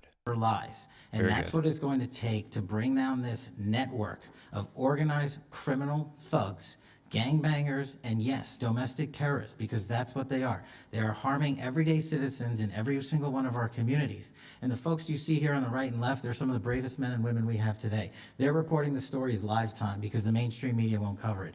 They're putting their lives on the line. They're standing up for the flag. The least we can do is Okay, they got all the Portland live streaming people there. stand up for them. So you have my thanks. I read more of your stories than I do theirs because you guys are putting out the truth.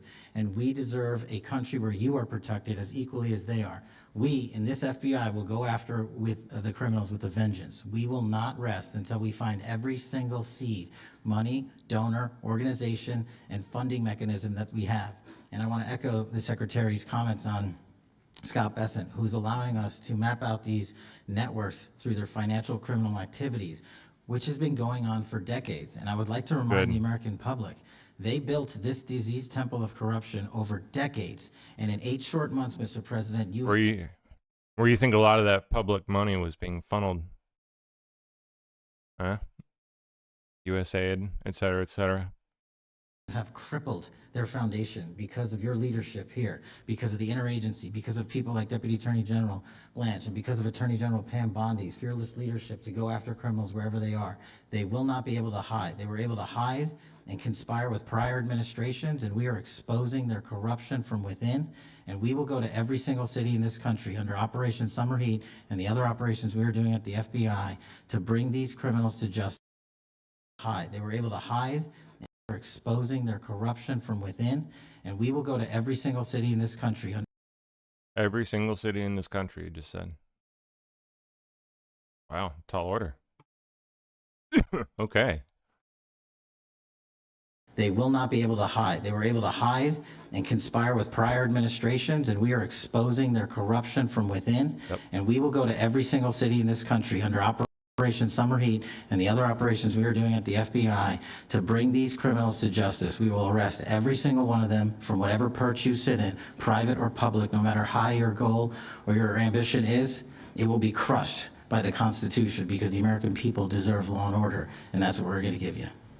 They will not. I was just dealing with people from the Middle East, our people and other people on the potential peace deal for the Middle East. Peace for the Middle East, that's a beautiful phrase, and we hope it's going to come true, but it's very close. And they're doing very well. We have a great team over there, great negotiators, and there are unfortunately great negotiators on the other side also. But it's something I think that will happen, got a good chance of happening. I may go there sometime toward the end of the week, maybe on Sunday, actually, and we'll see. But there's a very good chance negotiations are going along very well. We're dealing with Hamas and many of the countries. As you know, we have all of the Muslim countries are included, all of the Arab countries are included. Very rich countries and some that are not so rich, but just about everybody's included. It's never happened before. Nothing like that's happened before. And our final negotiation, as you know, is with Hamas. And it seems to be going well. So we'll let you know. If that's the case, we'll be leaving probably on Sunday, maybe Saturday, maybe a little later than Saturday evening. But that seems to be our schedule. I was.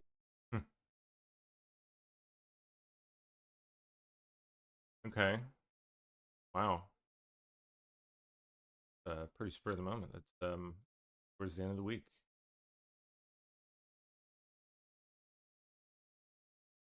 The epidemic of left-wing violence and Antifa-inspired terror has been escalating for nearly a decade.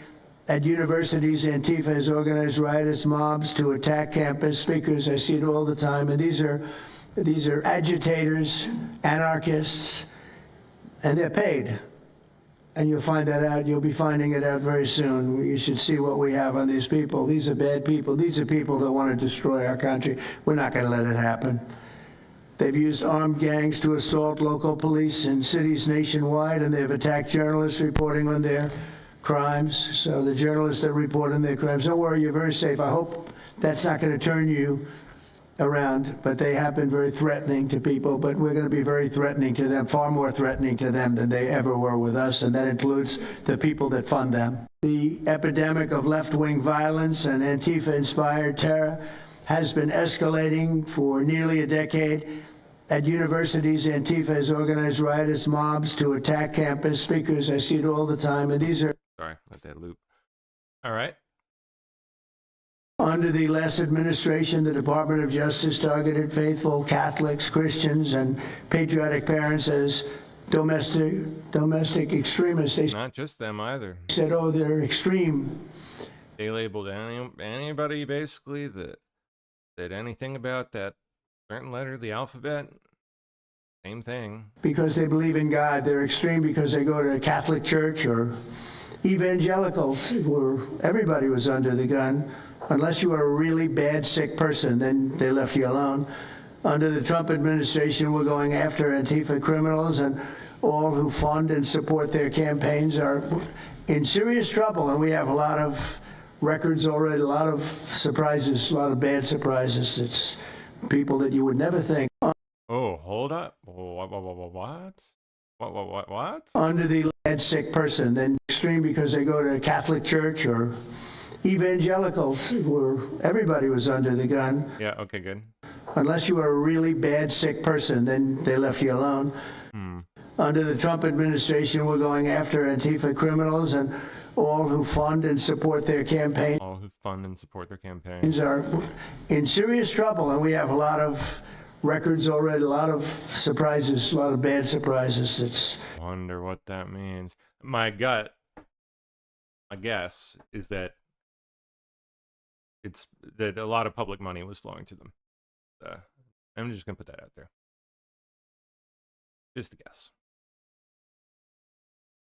As you made clear, Antifa is a domestic left-wing terrorist organization. We've seen them on video for years because they wanted to be seen and they got away with it. Oh, and Act Blue for that matter, by the way. Act Blue as well. They beat journalists. They attack court. I think Act Blue was in part a funding scheme to divert funding to them. Courthouses, they attack police stations, they dox and assault our law enforcement officers. The Biden administration let them commit these crimes with total impunity for years. So did Democrat leaders like Pritzker and Mayor Brandon Johnson. Last week, independent journalist Nick Sorter was arrested just for protecting himself against Antifa. I saw it online and I called Nick. I couldn't believe what happened. He did all this just trying to save our American flag from being burned. He was pushed down and assaulted, yet the local police arrested Nick, not the Antifa thugs who did this to him. Antifa feels empowered to operate in the open because weak Democrats have turned a blind eye to their actions. Their hatred for President Trump and for law and order agendas fuels their violence. We've seen more than 1,000% increase in attacks against our ICE agents since January 20th. Secretary Noem is out there fighting for you firsthand to keep our federal officers safe, to keep our federal buildings safe, and we're not going to have it anymore, these thugs. We saw what's happening in Portland and Chicago, and you saw what happened in Dallas. No longer. This is not activism, it's anarchy. We can't and we will not let masked terrorists burn our buildings, attack our law enforcement, and intimidate our communities. Under your leadership, President Trump, we're deploying the full might of the federal law enforcement to crack down on Antifa and other domestic terrorist organizations led by Stephen Miller. And Stephen, thank you for everything you're doing. Last week, I issued a memo ordering our federal law enforcement agents, DEA, FBI, U.S. Marshals, and ATF to protect ICE officers from Antifa and other radical left-wing violence. Director Patel has been going non-stop. He and Deputy Attorney General Blanche were in Chicago yesterday. While Secretary Noem was in Portland, we are around this country fighting against this domestic terrorism. We had Apple and Google take down the ICE block apps. Hope they continue to comply with that. It's threatening the safety of our federal law enforcement officers. We're not going to stop at just arresting the violent criminals we can see in the streets. Fighting crime is more than just getting the bad guy off the streets. It's breaking down the organization brick by brick. Just like we did with cartels, we're going to take the same approach, President Trump, with Antifa. Destroy the entire organization from top to bottom. We're going to take them apart. Thanks to your bold leadership and the designation of Antifa as a terrorist organization, which is exactly what they are, Americans will no longer tolerate their unhinged violence.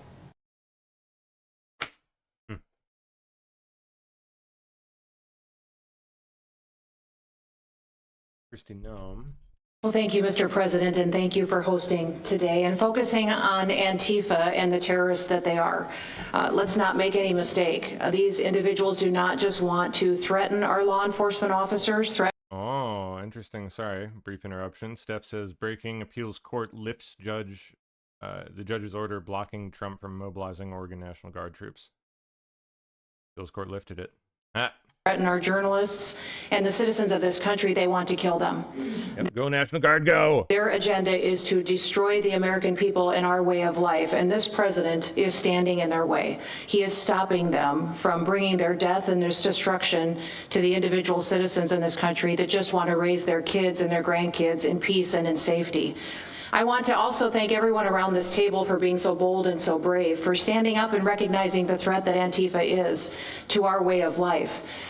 by recognizing how advanced they are, how sophisticated their networks are, how they've infiltrated our entire country, and we're seeing them play out with their tactics from city to city, and how they have built out their funding mechanisms. And sir, I also want to thank our Treasury Secretary for his work in getting to the bottom of these funding mechanisms and individuals who are perpetuating this violence on our American cities.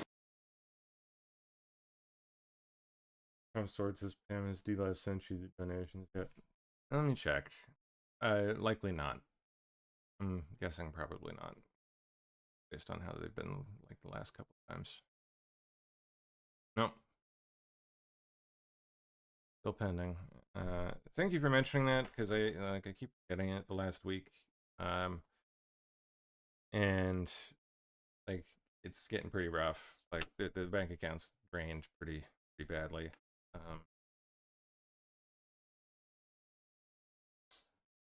So if anyone is willing to help out through the donor box, that comes in rather quickly. That comes in 24 hours. There's no telling how long this D-Live crap. Sometimes I even have to contact them and say, hey, like, clearly something's going on. You guys have something against me, and I need you to like check on this payment because it's not happening. Yeah, had to do that several times the last 4 months. Okay, let me copy the. Only taking in $55 this month far. So if anyone is able to assist, certainly use it right now.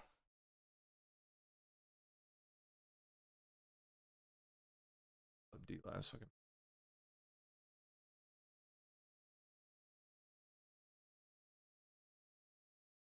There we go. Steph's way ahead of me. Cool. All right, let me get back to it. Thank you for reminding me. I have to check up on that. Waiting for it.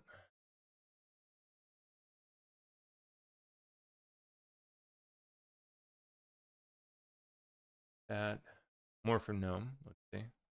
Mr. President, the American people gave you a sweeping mandate in your victory in this election cycle, and they demanded safety and security for our citizens. And your administration, with your leadership, has provided us with the resources that we need, which is a whole of government approach to go after criminals absolutely everywhere, not just outside of this country, but within this country. And that takes a whole of government approach. The interagency seated up here with the Department of Homeland Security, our Attorney General, our Deputy Attorney General, and your White House staffers, including Stephen Miller's leadership, has allowed us to go out there and map out these networks. What we are doing at the FBI is simple. It does not require rocket science. We are following the money. Money never lies. And that's what it's going to take to bring down this network of organized criminal thugs, gangbangers, and yes, domestic terrorists, because that's what they are. They are harming everyday citizens in every single one of our communities. And the folks you see here on the right and left, they're some of the bravest men and women we have today. They're reporting the stories live time because the mainstream media won't cover it. They're putting their lives on the line. They're standing up for the flag. The least we can do is stand up for them. So you have my thanks. I read more of your stories than I do theirs because you guys are putting out the truth. And we deserve a country. I think we saw this one. This is a repeat, I guess. Randy Cruz. Oh, and sorry, where did you go? Someone asked something about super chats. Yeah, I'm working on it. We achieved the requirements, so I submitted the the application for AdSense and whatnot. Still in progress. Can take apparently up to a month. Hopefully it's not gonna be that long. But it should be there soon. Should finally be back after all these years. Okay.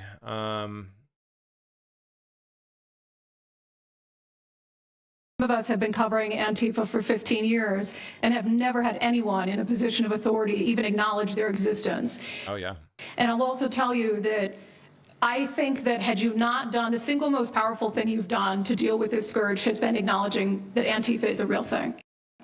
I genuinely believe there would be people at these tables who would be dead today and would have been killed in Portland had you not called them a terror organization and said we're going to bring the full weight of the federal government to bear. Some of us have been covering. And I was assigned to cover the election night demonstrations.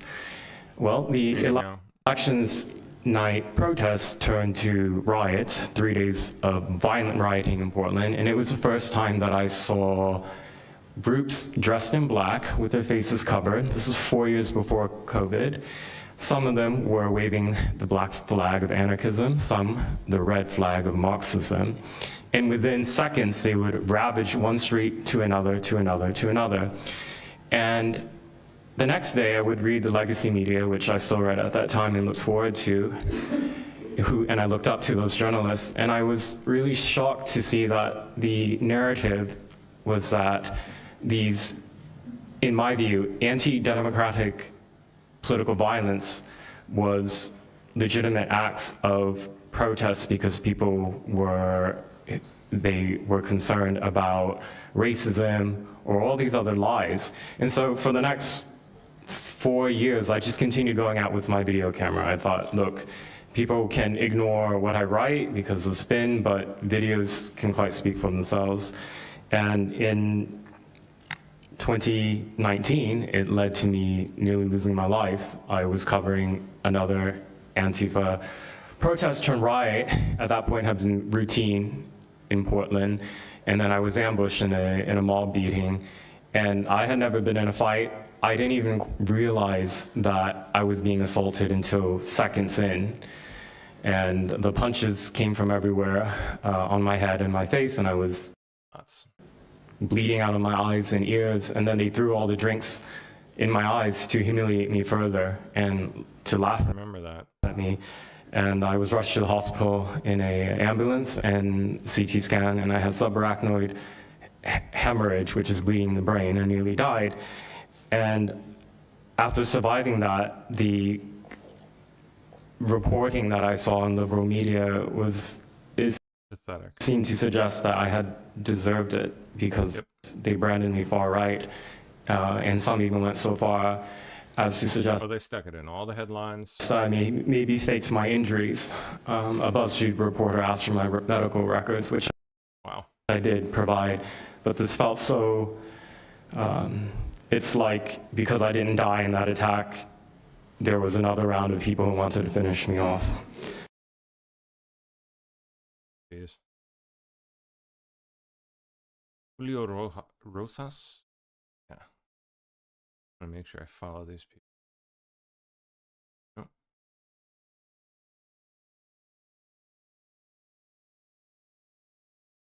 Follow. Antifa is real. It's real. It's a threat. I just saw them last weekend over in Portland while they were causing mayhem over there. And the reason why there's such a big problem is because we have Democrats and a lot of people in the mainstream media refusing to acknowledge that they even exist, right? So how can we as a country begin to address it is when you have large swaths of, these people who are supposedly decision makers and people who are supposed to inform, they don't want to say that it exists. Because the common argument is like, well, they're not a real organization because there's no national leadership, they don't have a national headquarters, so how can law enforcement go after a group that doesn't exist like that? Well, law enforcement goes after criminal groups that organize to rob banks or do smash and grabs. They don't have a registered LLC, they don't have official membership cards, they don't have a business address, but law enforcement still goes after them because they're working as a group. These people don't just show up, randomly at the same time to do the same thing dressed in a very similar fashion, espousing the same ideology. And they say, well, it's an ideology. It's like, well, yes, it's an ideology because there's people alive, present, that believe in it, and they're acting on it.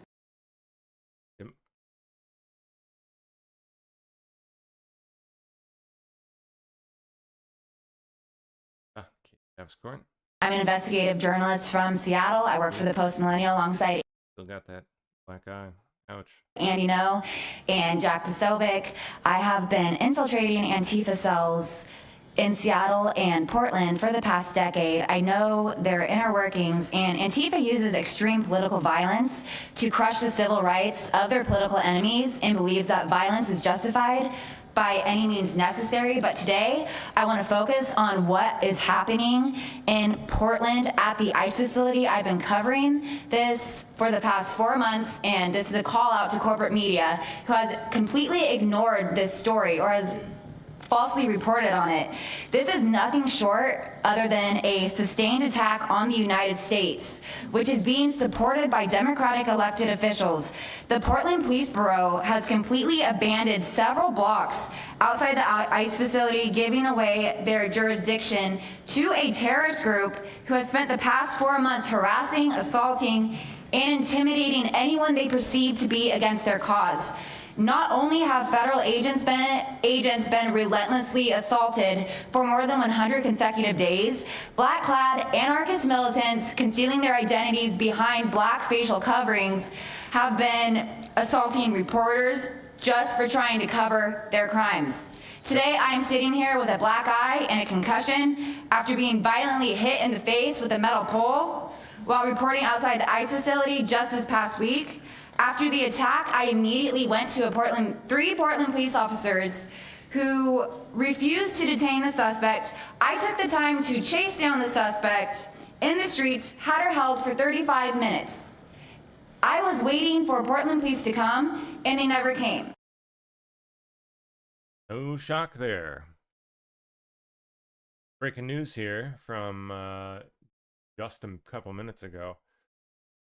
Trump says, I am very proud to announce that Israel and Hamas have both signed off on the first phase of our peace plan. This means that all of the hostages will be released very soon, and Israel will withdraw their troops to an agreed upon line as the first steps towards a strong, durable, and everlasting peace. All parties will be treated fairly. Exclamation point. This is a great day for the Arab and Muslim world, Israel, and all surrounding nations, and the United States of America. And we thank the mediators from Qatar, Egypt, and Turkey who worked with us to make this historic and unprecedented event happen. Blessed are the peacemakers.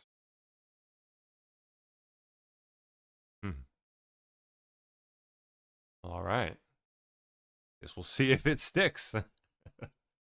Always the trouble, but that is a big hurdle crossed. Hopefully an end to the death. Hopefully it'll see hostages returned home.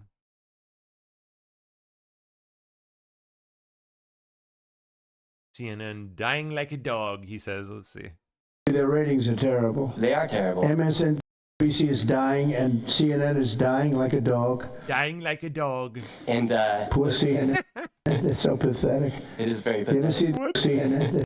And Poor CNN. It's so pathetic. It is very You pathetic. ever see their anchors in the evening that nobody ever heard of them? Where do these people come?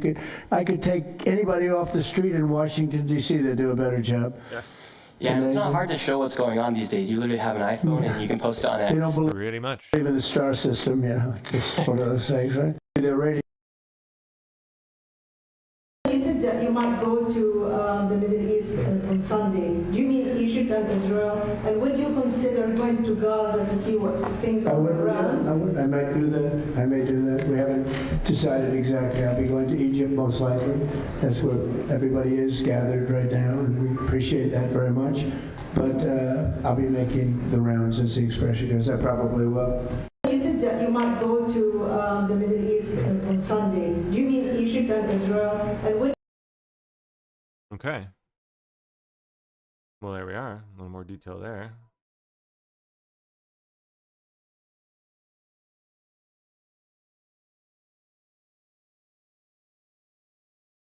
Wait 1 second. Okay. Let's keep going.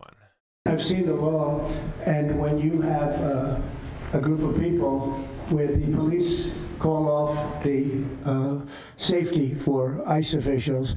I've understood that, and I've read it today in numerous journals, that that's illegal. What they did is I guess it was ICE, Christie, right? They were under threat, and the police were helping beautifully, and it was fine. And then all of a sudden, a woman was on the line saying, "Everybody, move back, get out, get out." And they were given an order by the second person in the police department, and the governor knew about it, the mayor knew about it. I understand that's a criminal offense.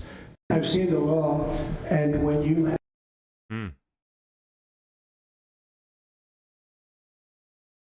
Oh, cool. All right, good news. Gotta forward this to Radix.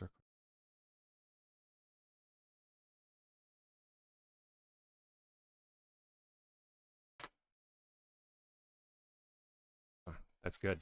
All right. So I had a good night last night out in DC. It was originally supposed to be a job.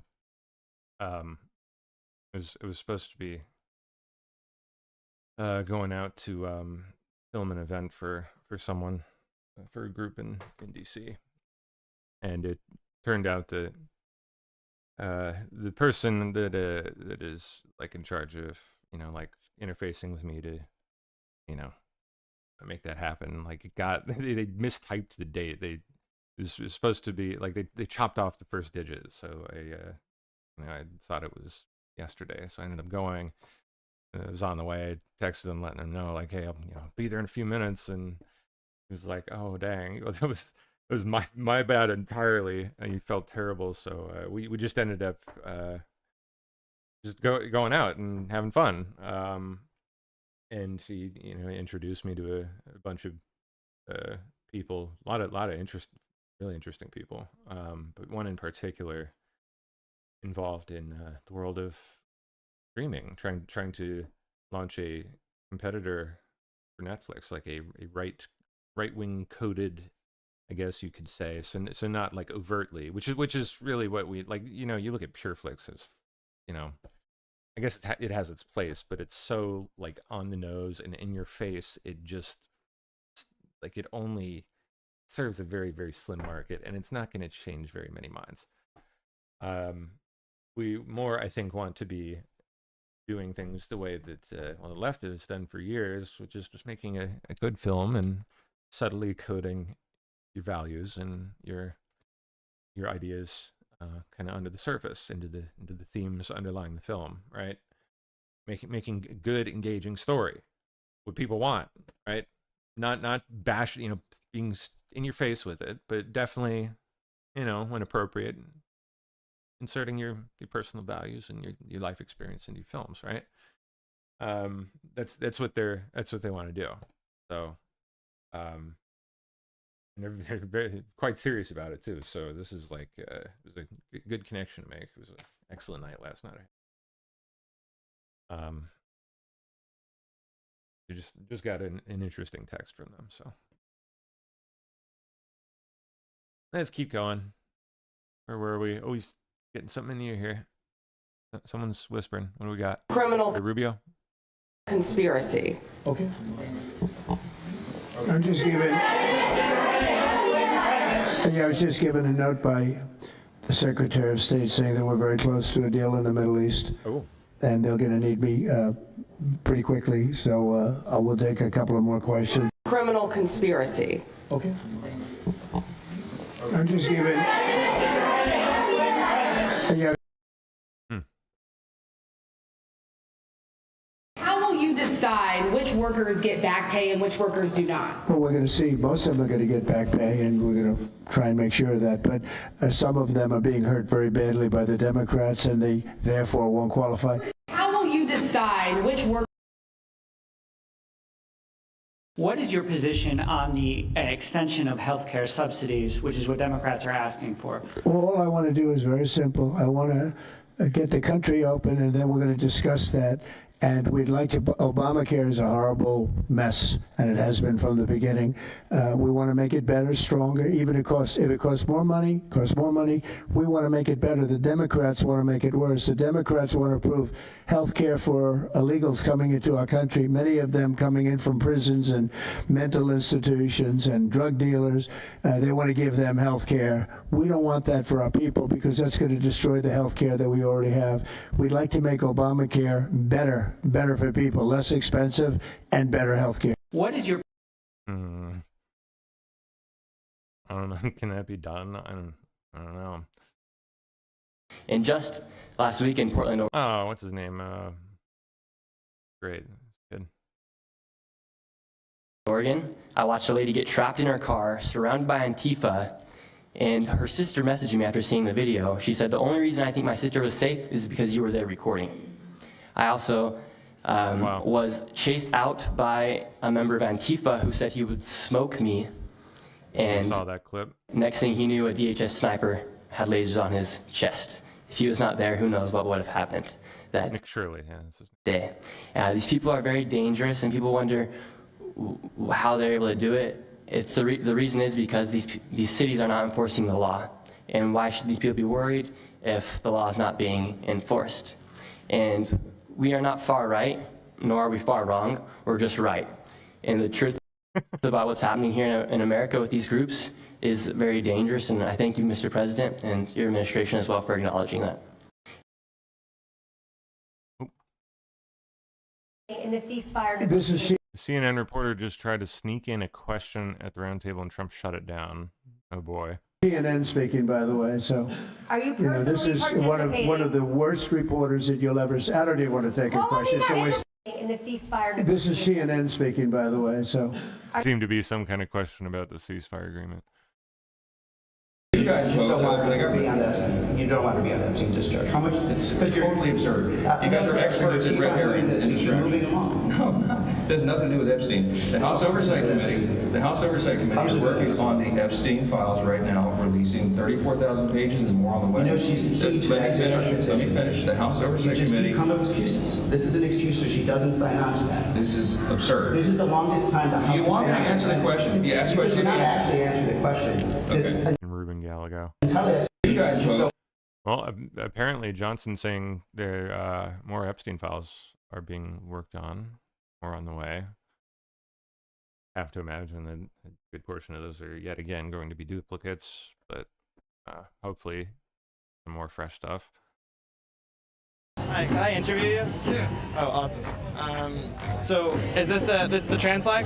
This is the Palestinian flag mixed with the trans flag. Okay. Okay. What do you say to those who say that trans people would be killed in Palestine? That's just too much. I'm sorry. What the fuck? I mean, I don't know about that, but I know that This is some rally that took place yesterday, I guess. Oh my gosh. I'm standing here today, at least 50%. This is... What did he say? The answer was just too much. Palestinian flag mixed with the trans flag. Okay. Palestinian flag mixed with the trans flag. What do you say to those who say that trans people would be killed in Palestine? I mean... He's very excited about this. So they kill trans people. He wants to tell you more about it. Oh my gosh. All right. How many more we got? Just a few. We'll breeze through them here. Statement from Press Secretary. On Friday morning, Trump will visit Walter Reed Medical Center for a planned meeting and remarks with the troops. While there, Trump will stop by for his routine yearly checkup, of course, then return to the White House, and is considering going to the Middle East shortly thereafter. Oh. This weekend, it sounds like. Pretty much, sounds like it's happening. Rubio hands a letter to Trump regarding the Gaza-Israel deal during the presser when he walked up there and whispered in his ear. What does it say? Very close. We need you to approve a social post. Approve a social post. So you can something deal first. Difficult to make out, unfortunately. Out of the plane of focus. It's about the peace deal. Yeah, I mean, it seems to maybe infer that he might have some involvement. You can like maybe approve the deal first, or see the deal, look at the deal. Yeah, You featured can. social That like definitely says 8. can something deal first. Yeah, he truced like 19 minutes ago about announcing that both have signed off on the first phase of the peace plan. I think that's what it was about. Yeah, we read it. There's an agreement on a complete Gaza ceasefire with a gradual withdrawal of Israeli forces from 70% of Gaza and a simultaneous release of prisoners. More details. Katie Porter being a psycho again? Okay, why not? And I never have to go to the gas station. That's awesome. And $632 is real money. And I know here at UCI, we have a National Fuel Center Research Center, and they're also doing work on how to make electric vehicles affordable, including for low and moderate income people, working moms, single moms like me, people who really could benefit from an extra $632 in their pocket. And it's also not just the individual savings, but it's also the total savings for our economy. So I'm on the oversight committee, you might know, and that is where we did a study recently this fall in September. And what it showed is if we don't electrify our transportation sector, that we're going to lose more than 500,000 Californians dying prematurely to air pollution and other problems. And the state could lose. Get out of my fucking shot. Woo! I wanted to tell you that that's actually incorrect. It's not that it's electric vehicles. It's that if we don't meet the commitments under the Paris Climate Accord. Okay, it does. Okay, you also were in my shot before that. Turbo Karen. Stay out of my shot. Turbo Karen. Whoa. Okay, I'm going to start again with electric vehicles saving us money. California, if you guys somehow, some way, let this waltz into the governor's mansion, well, I pray that you are able to leave before that happens. Before she actually enters office, because dear God, that is going to be a nightmare. You think it's bad on your news? Got another thing coming.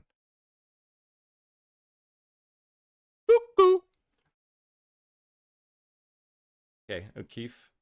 Huge breaking news within the State Department. Secretary Marco Rubio, with the approval of the President of the United States, Donald Trump, has just fired the Foreign Service Officer Daniel Choi, who we at OMG caught on hidden camera, revealing his romantic relationship with a CCP affiliate, possible Chinese spy. I defy my government. Speak for love. Now, according to a new statement from the State Department, quote, today, after presidential review and approval, the Secretary of State has terminated a Foreign Service Officer, also known as FSO, who concealed a romantic relationship with a Chinese national with ties to the Chinese Communist Party. Executive Order 14211 states that all officers or employees charged with implementing the foreign policy of the United States must, under Article 2, do so under the direction and authority of the President. Failure to faithfully implement the President's policy is grounds for professional discipline, including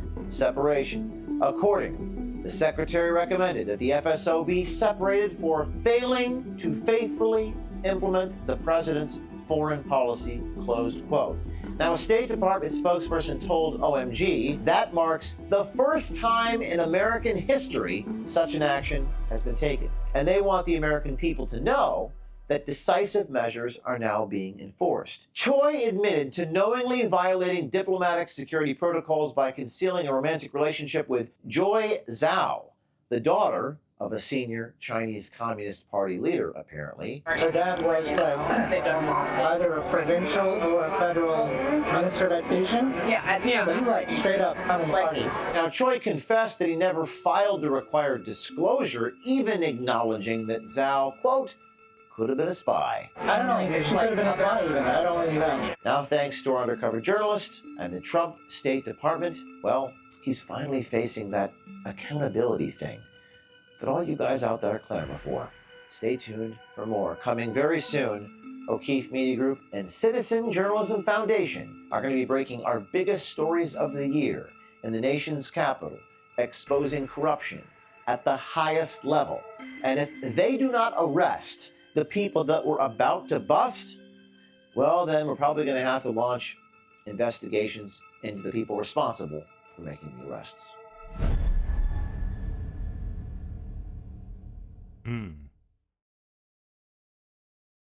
Fires Foreign Service officer caught concealing a secret relationship with a CCP affiliate.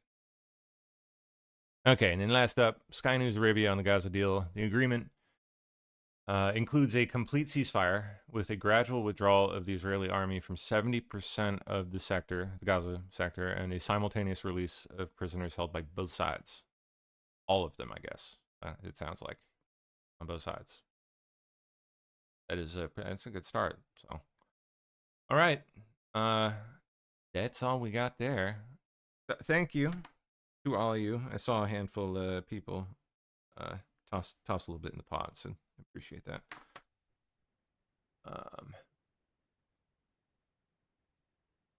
How's they going? Good. I'm messing around my Zoom. Yeah.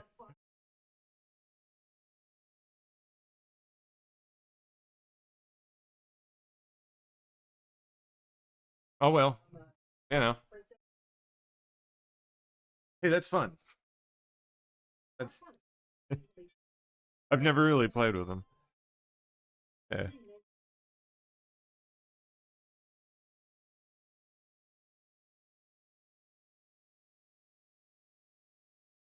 That's cool. My little one would just love this. She'd play with this for probably hours. Yeah, I will.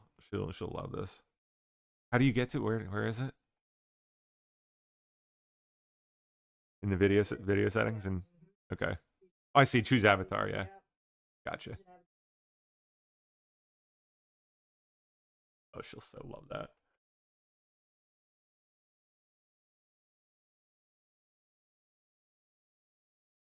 Yeah. You're hooked up. I will.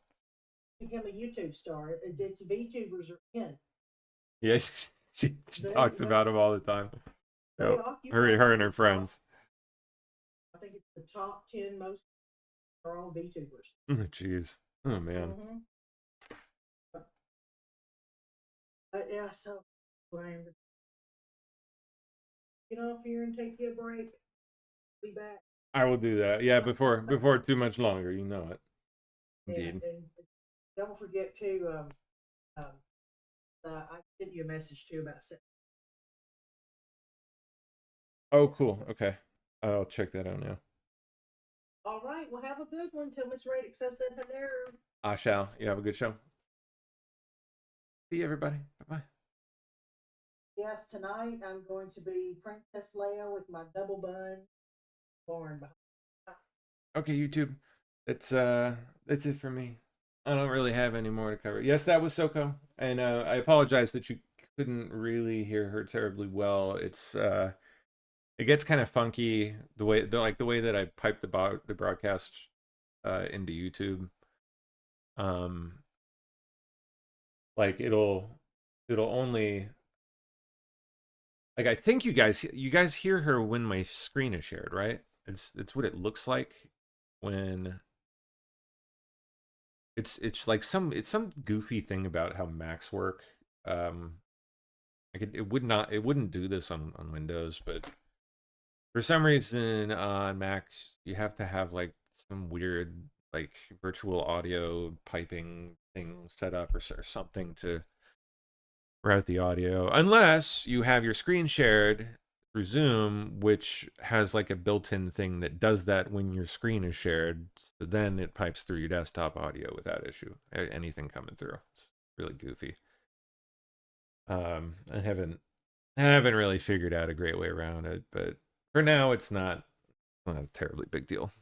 Only happens at the very tail end of the show. So Sammy Jam says, wow, been nearly a decade since I've last seen you, Pam. Well, good. Well, oh, that's right. Lulu Can't Catch, I remember you.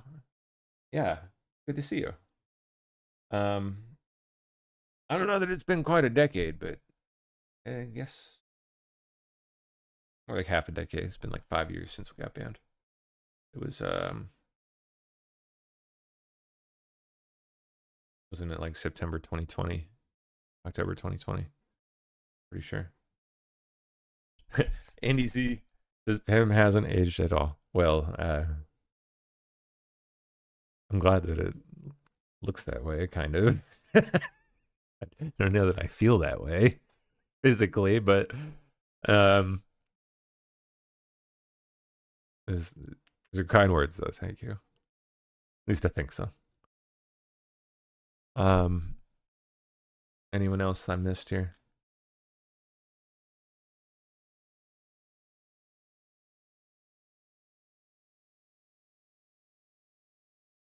What was that about? Swift 26 says launch investigations into people who do the arrests. Was that must have been Trump that said that? One of the clips we played of Trump.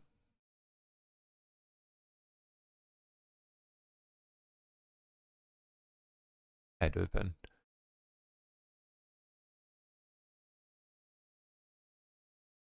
Yeah, it's definitely quite an interesting day today with this whole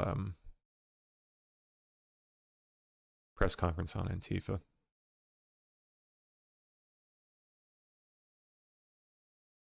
Ooh, hold on. What is this? Portland ICE protest. Antifa camp destroyed?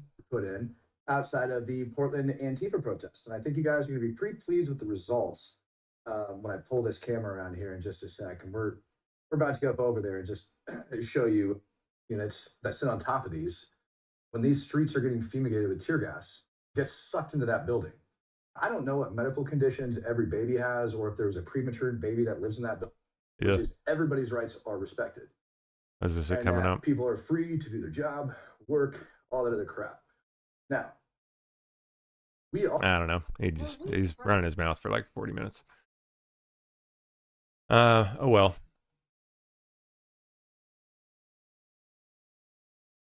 Let me go to the rapid response page. Maybe they got some highlights too.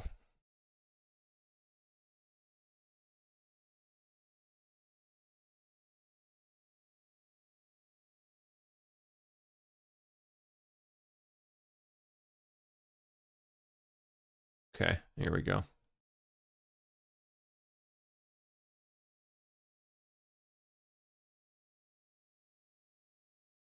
It's all Middle East stuff.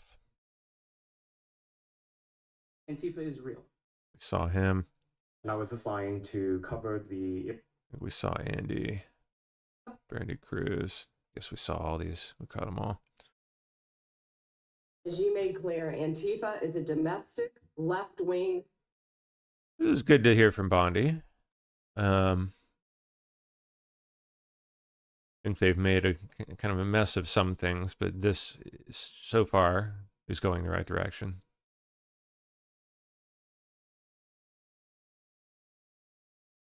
Under the last administration, the Department of Justice targeted faithful Catholics, Christians, and patriotic parents as domestic extremists. They said, oh, they're extreme because they believe in God. They're extreme because they go to a Catholic church, or evangelicals, where everybody was under the gun. It's interesting you brought this up too. Unless you are a really bad, sick person, then they left you alone. Under the Trump administration, we're going after Antifa criminals, and all who fund and support their campaigns are in serious trouble. And we have a lot of records already, a lot of surprises, a lot of bad surprises. That was a really interesting moment there.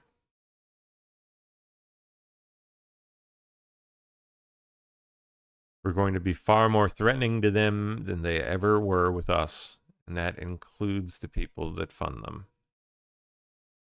I hope the hammer gets brought down on the people who were behind planning a lot of the more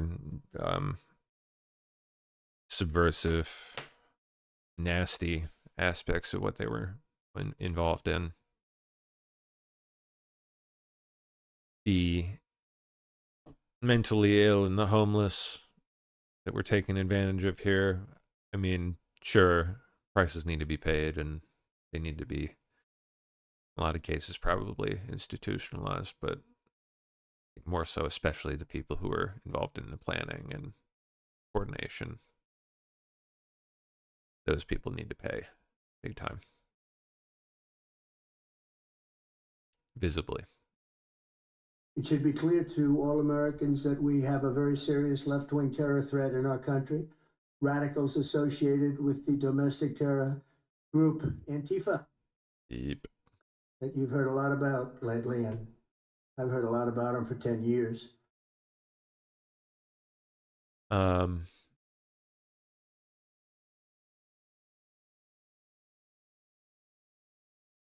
me see what the latest is out there.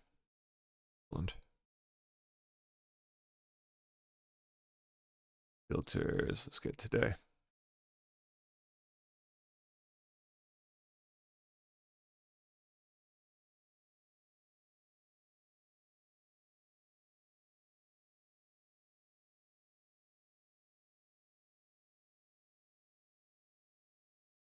That's all last night.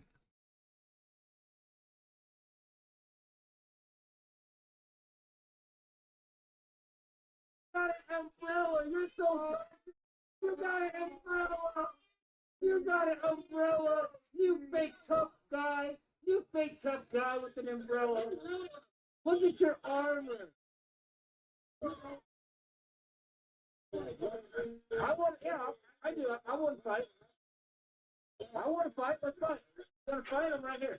Oh, we're gonna put the camera. Oh, but. Hey, you put the umbrella down and I'll put the camera down. Hey, hey, hey. Yeah, you want to? 1, 2, 3. Here. Right, you don't know how to count. Here, hold this.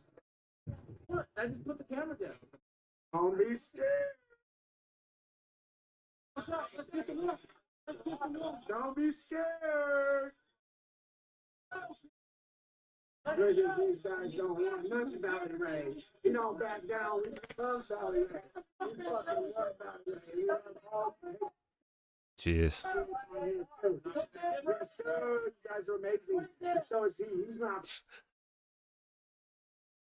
It's just like that. The whole city is just like a freaking fever dream.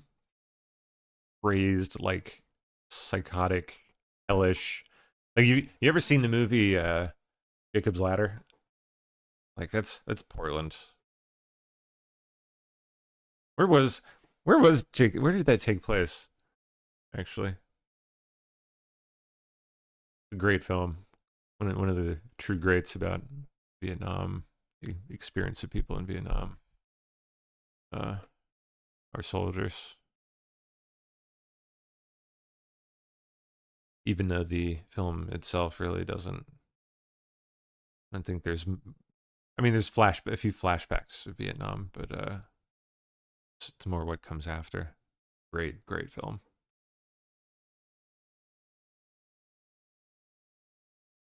Let me see if I can find a good.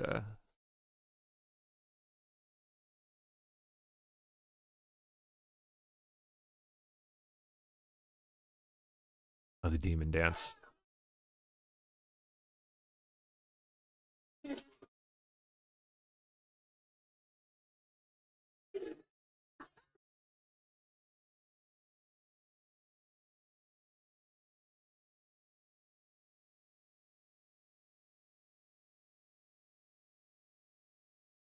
This is such a great movie. I love this movie so much. Yeah, hold on. Am I not sharing? Yeah, thank you. There you go. You guys are just looking at my face.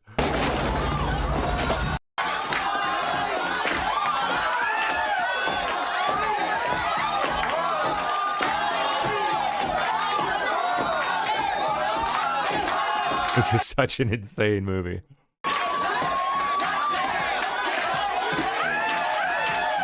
It's like people on the streets just like randomly turn into demons. Somehow finds himself in this dance party, which gets rather creepy. Like tentacle demons and all. It's a very disturbed film. If that's not your thing, don't watch it. But it's oh man, the chiropractor. That's right. If you're frightened of dying and you're holding on, you'll see devils tearing your life away. But if you've made your peace, then the devils are really angels, freeing you from the earth. That's a weird one. It's just a matter of how you look at it, that's all. So don't worry, okay? Okay? It's such an unsettling movie. I love it. I love stuff like that, though. Really, and what's his name? Robbins is just, he's excellent in this. He's a great actor. One of the few with the balls in Hollywood to oppose the COVID insanity. I don't know how many people missed that, but Tim Robbins is a good guy. He was willing to risk it all by voicing that very publicly too. Probably rather liberal guy other than that, but you know, who cares? I don't care. It really doesn't bother me too much. His integrity, it's what matters.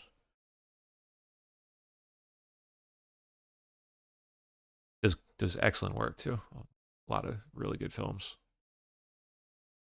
So there's your film recommendation for me for the evening. Go watch Jacob's Ladder. Good movie. That's Portland in a nutshell.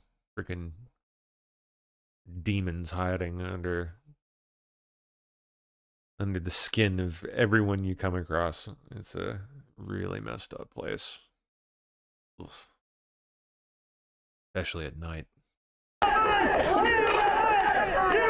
The freaks come out at night, as they say, you know.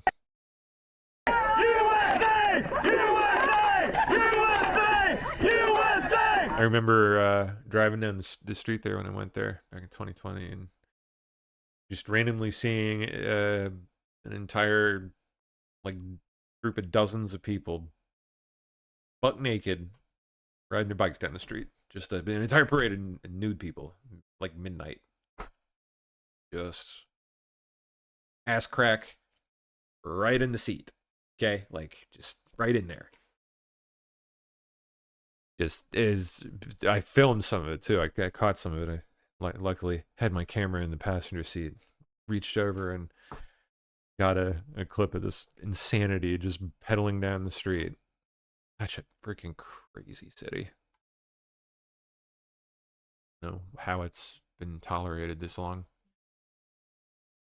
Probably far worse now than it was even when I was there.